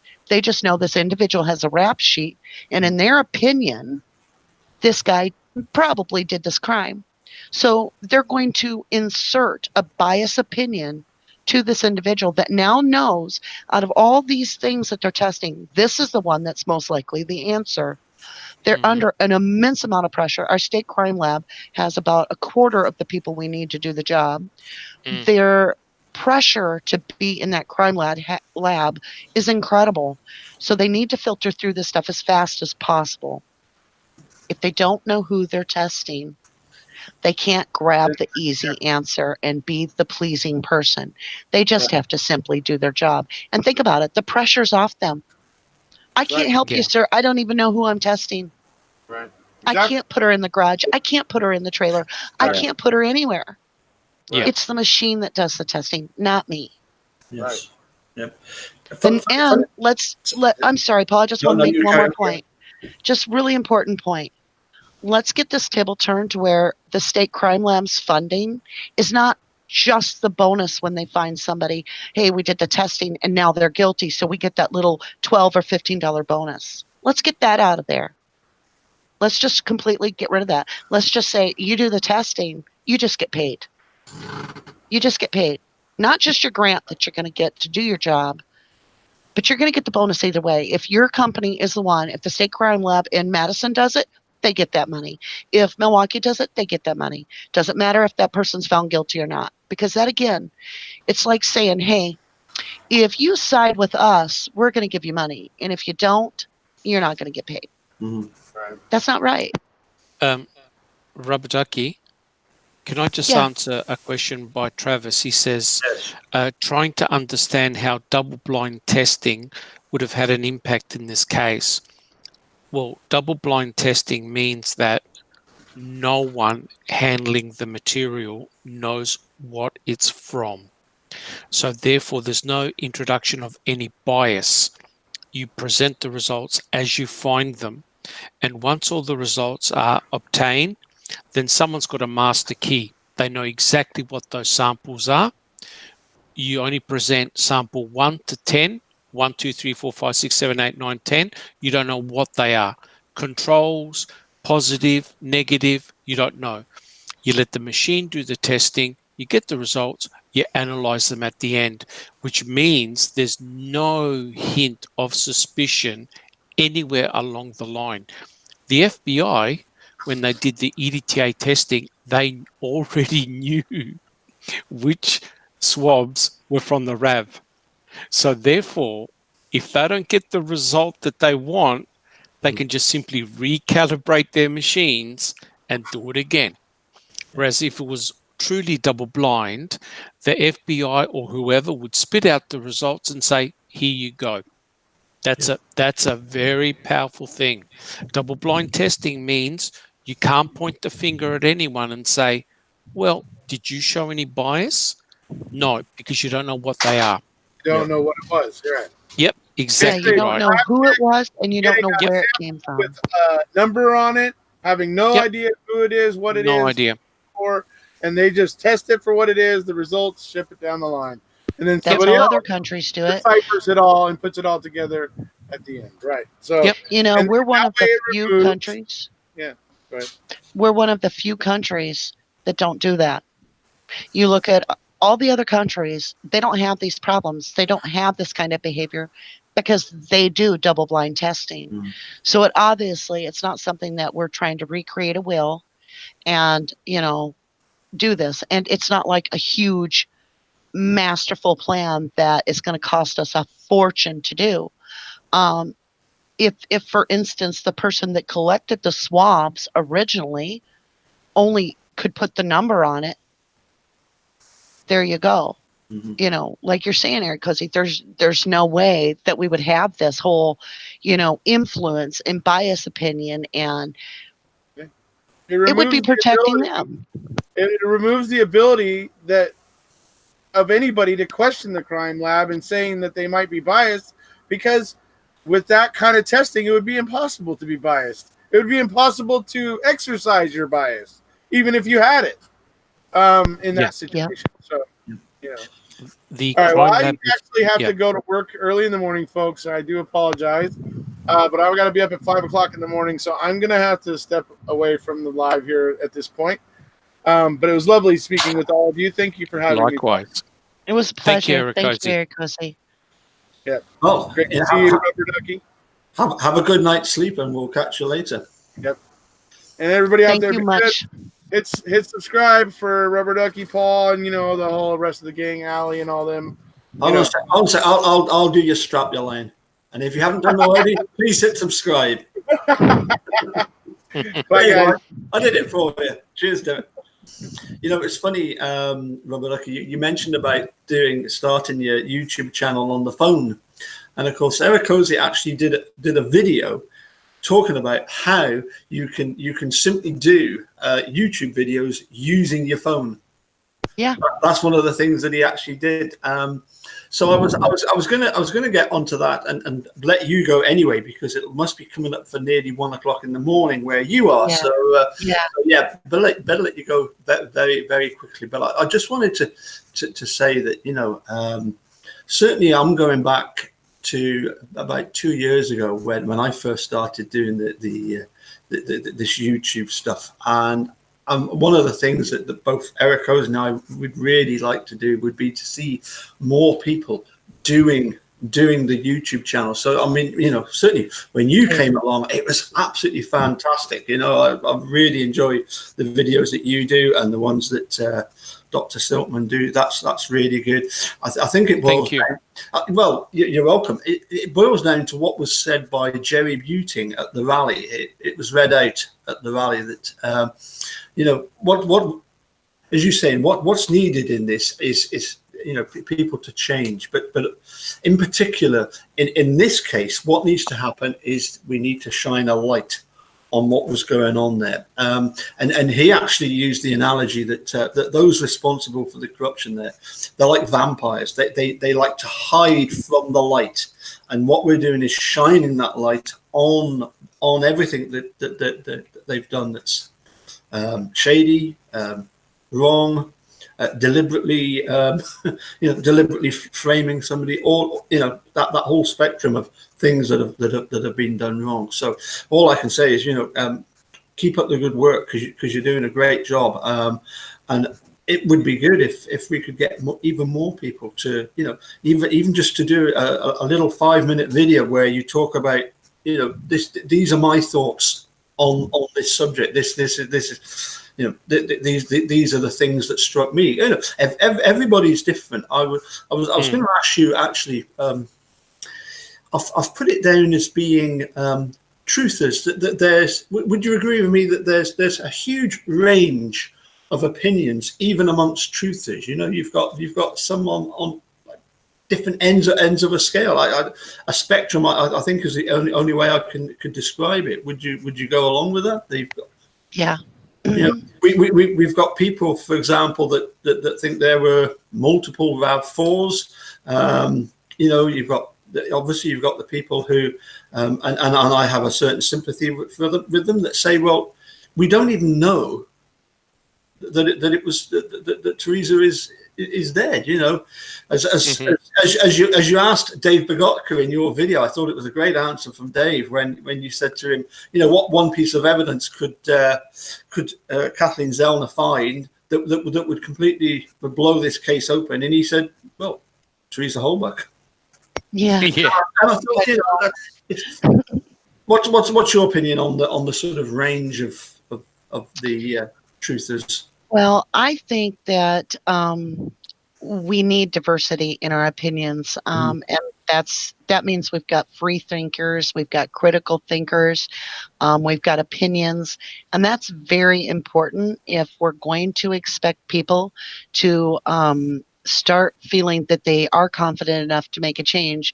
They're going to have to form their own opinion. And so I'm not sure how all channels work at all, but I know I can answer towards how our channel works. And that is that within our range, whether it's 8 people or sometimes we have, 25 people on a voice chat, we rarely have one person that agrees with another, but it's amazing how much we learn from each other. And I've even had my opinion changed by people that are new to the case, fresh eyes. So it doesn't matter if, like, I'm kind of old school, even though my channel's new. I did do some major amount of involvement in the case prior, but Dr. Silkman's rather new actually to the case within the last 6 months, 5 months, Tony?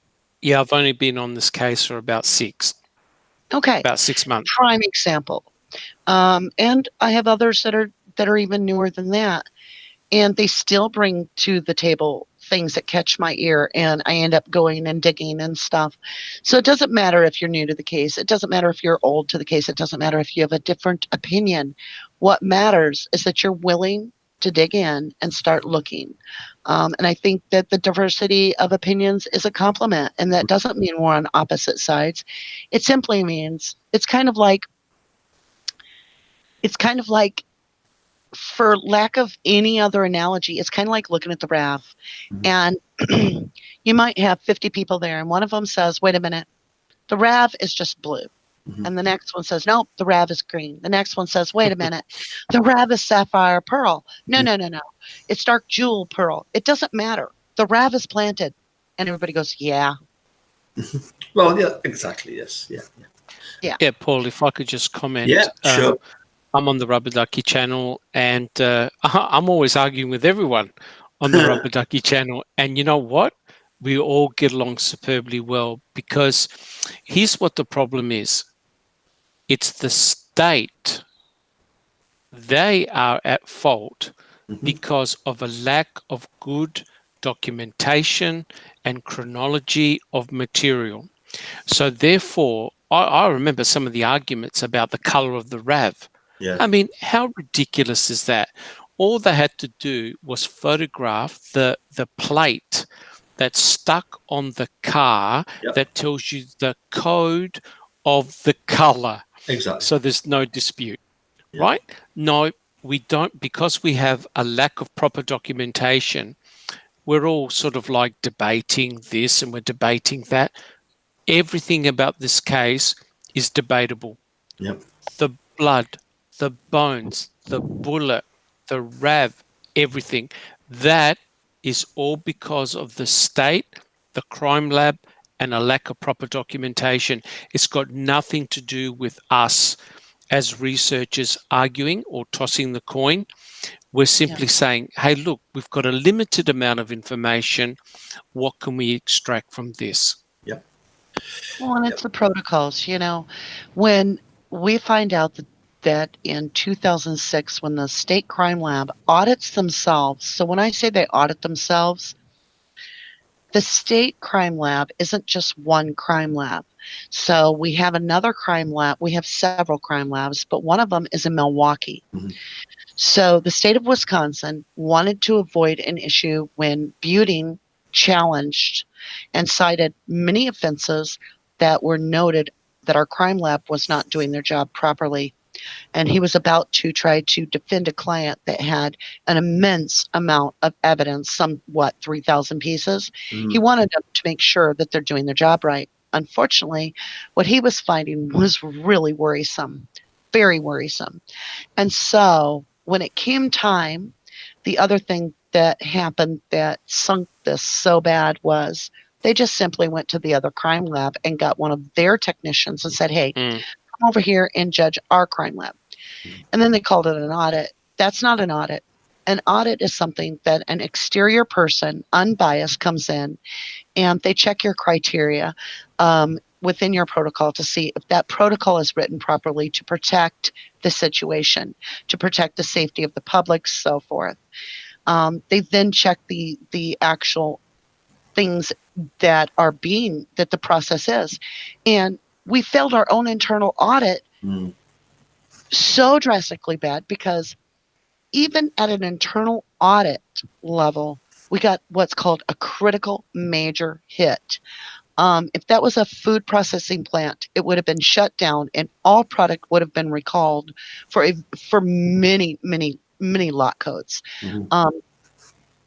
Because you have the situation where we have the FBI CODIS stations where people's lives are being, basically that CODIS station is God. If it says that you match the criminal sample there that they're looking for, you're going to do some time. And that's not being watched by anybody. And non-DNA people were allowed to just walk up and use it anytime they wanted. So let me just bring this up. You got Kratz swinging in at that crime lab. You got Fassbender delivering pieces of evidence to the crime lab. Every time we read the CASO and they're taking this stuff into the crime lab, those individuals have access to the FBI CODIS station. If that's an internal audit, God forbid we have a third party, because what's going to happen? Was it that Peg L was worried that Stephen was bringing the light onto how poorly our crime lab was functioning, that the DNA results were considered faulty? Then tip of the iceberg. Tip of the iceberg. You have over 20,000 bite mark cases that the FBI now had to reevaluate on a different case at the same time as the hair comes up, which is another DNA thing. So DNA was at a critical point. It was in its, how do I put it? It's in its infancy. We've gained power that we're wielding power at that time in 2005 that is beyond our concept of understanding. And the FBI has since readjusted its statement. It will not say, you will never hear the FBI say, we have a perfect match. They'll literally say, you can't rule out the person, or it's not conclusive. Correct. Because they won't make the mistake again and say, hey, that matches, that bite mark matches. So if the FBI isn't willing to stand by it, why? Is it because we have not caught up to the technology in a mental? Yeah. See, Paul, the thing is that you need to have unilateral standards everywhere. So no matter where in the world you do these tests, everyone uses a gold standard. And as Rubber Ducky was alluding to, DNA is an extremely powerful technology. You want the best of the best to work with it. You don't want a couple of people that have got minimal training, they're using machines they don't understand. It's a disaster. And from my understanding, the Wisconsin Crime Lab was just simply overwhelmed with too many samples, right? And you can imagine what's going to happen. Mistakes. Mistakes. Well, and when you have people that are grandfathered in, when we're talking about the sensitivity of DNA, they're not having to go to school. They're not having to get caught up and upgraded. They're grandfathered in without a bachelor's degree, and they're put as a manager. Please tell me that at some point in our lives, we realize that you've got to, you can't just say, oh, yeah, I got to do a different job at work today. Instead of checking hairs with a microscope, I've got to use some machine, but they're not going to train me on it. They're not going to send me to special school. I'm just going to wing it. And I'm not really that nervous because, if I screw it up, well, we got ways around that. Yeah. So a lot of mistakes were done, Paul. Yeah. Oh, absolutely. As I say, I just sometimes wonder what were accidental mistakes and what were deliberate mistakes. Well, all the mistakes were in the state's favor. Put it that way. Yeah. Yes, very much so, yes. That tells you straight away. Guys, I've had like little, you know how you play out a scenario in your head? Yeah. I have this at least twice a day, I kid you not. And it might just be because I'm completely engrossed in this case. But I have this image of Sherry Culhane with those slide eyes that she does. You know what I'm saying? Where she does that look to the left, look to the right. I have this envision of her literally looking around, not seeing anybody, and grabbing that negative control on the bullet fragment and just kind of popping it in her mouth a minute and going, you know, and spit it back on there. Now they can't really dig in and retest anything. Got this covered. I just see that in my head. You know, it just bothers me because I feel like that was a complete intentional choice. Yeah. She had no Tony, Dr. Silkman, please correct me if I'm wrong. She had ample opportunity to have tested that bullets a lot, those little bullet fragments many times. Am I correct? Yes. What she did wrong, terribly wrong, was that she utilized all the sample for one PCR, which means that the defense could no longer retest it. But even worse, Sherry Culhane couldn't go back and retest it. So it just so happened that she broke the cardinal sin of utilizing the entire forensic sample. Yep. That's a rookie mistake. No one does that. No one does that. So it's a one-off experiment. Yep. Yep. But then, you know, I'm sure you've done a video about how everything was sort of brushed under the table, as it were, with this. You know that you know all of the safeguards that are put in place to prevent. Correct. She broke every safeguard. Yes, I did do a video on it, and as a person who's worked with DNA for about 30 years, and I've been in laboratory, I've got professionally refereed publications that you can check. Yeah. I know DNA. Yep. And the important thing is this: you must adhere to strict protocols, and controls are number one. Mm-hmm. And as Rubber Ducky was alluding to, if you work for a company where you're dealing with food and food products, you got to make sure that everything is 100%. You can't let anything through or it'll be a disaster. Sherry Culhane got caught out. She got caught out because she contaminated her control. Mm-hmm. And her protocol states perfectly clear: you contaminate your control, you can't pass any statement or judgment on the test. You need to throw it out and start again. Unfortunately, she couldn't retest it. So imagine her going up to Fassbender and Wiegert or Kratz and saying, "I'm sorry, sir, but I have to report this as inconclusive." There goes the case. Yeah. Bang. Right there. You got no Well, you know bullet, what? nothing. Why didn't she just wear a face mask?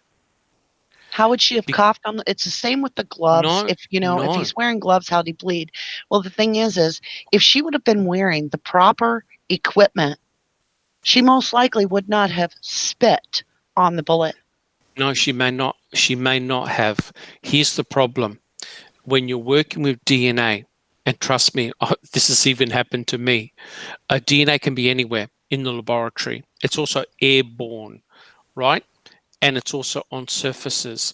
She actually had worked with Teresa Horbach's DNA previously, which means any piece of equipment, any surface of a laboratory can have extraneous DNA on it. Believe me, it's happened to me. It's happened to fellow researchers.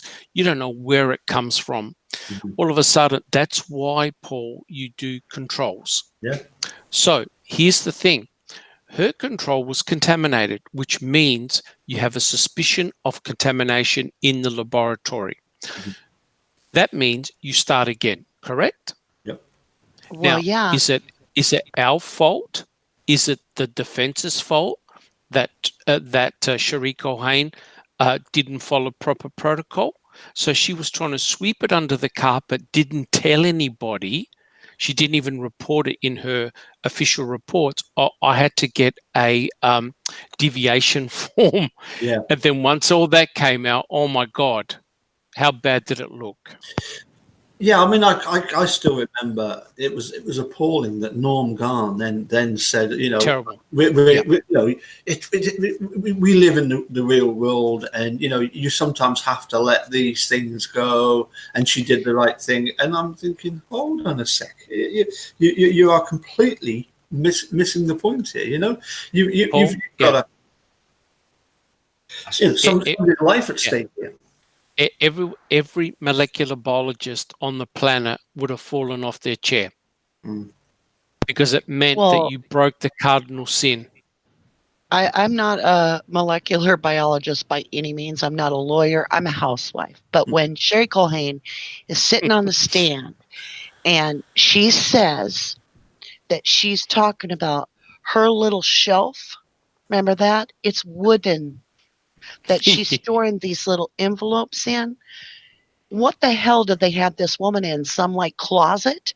I'm telling you right now that there is not a food industry alive that doesn't have stainless steel. So if we've got our crime lab where they've got little wooden boxes, which is a porous material that cannot even be sanitized, how in the world are they performing sensitive DNA tests when you're saying it can become airborne? Yeah, it can. It can. Yep. DNA, you got to remember they're using PCR, which is the polymerase chain reaction.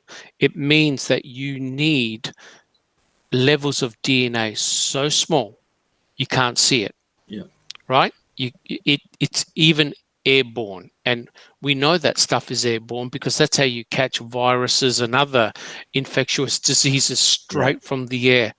Well, the trouble is you've got to control aerosols, spraying of material, and it's very easy to contaminate a tube, a piece of equipment, anything.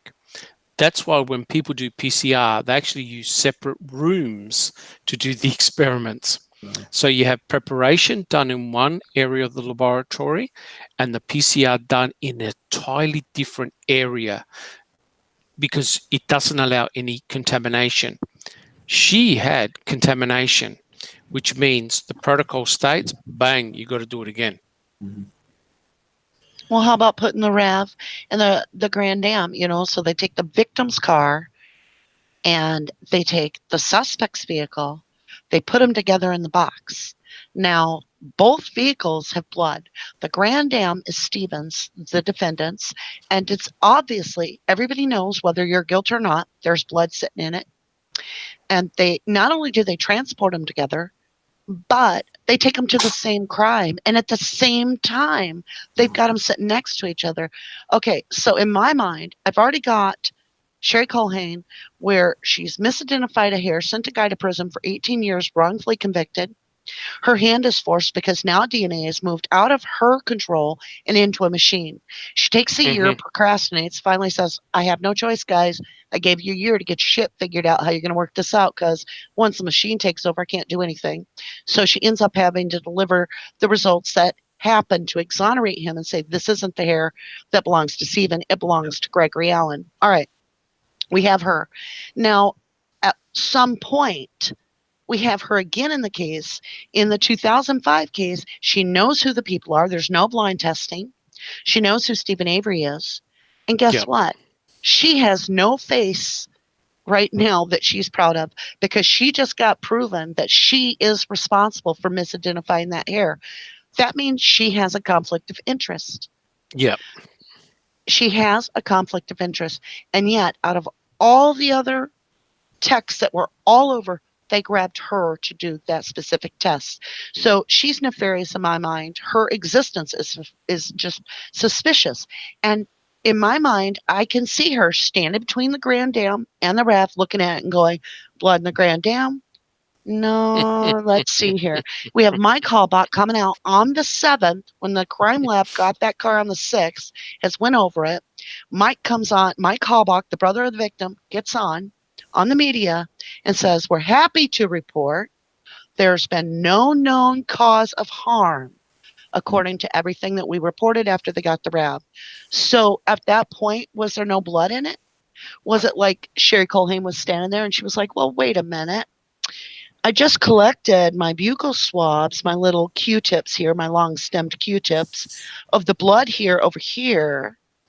Well, save some face. Let's do a little playtime.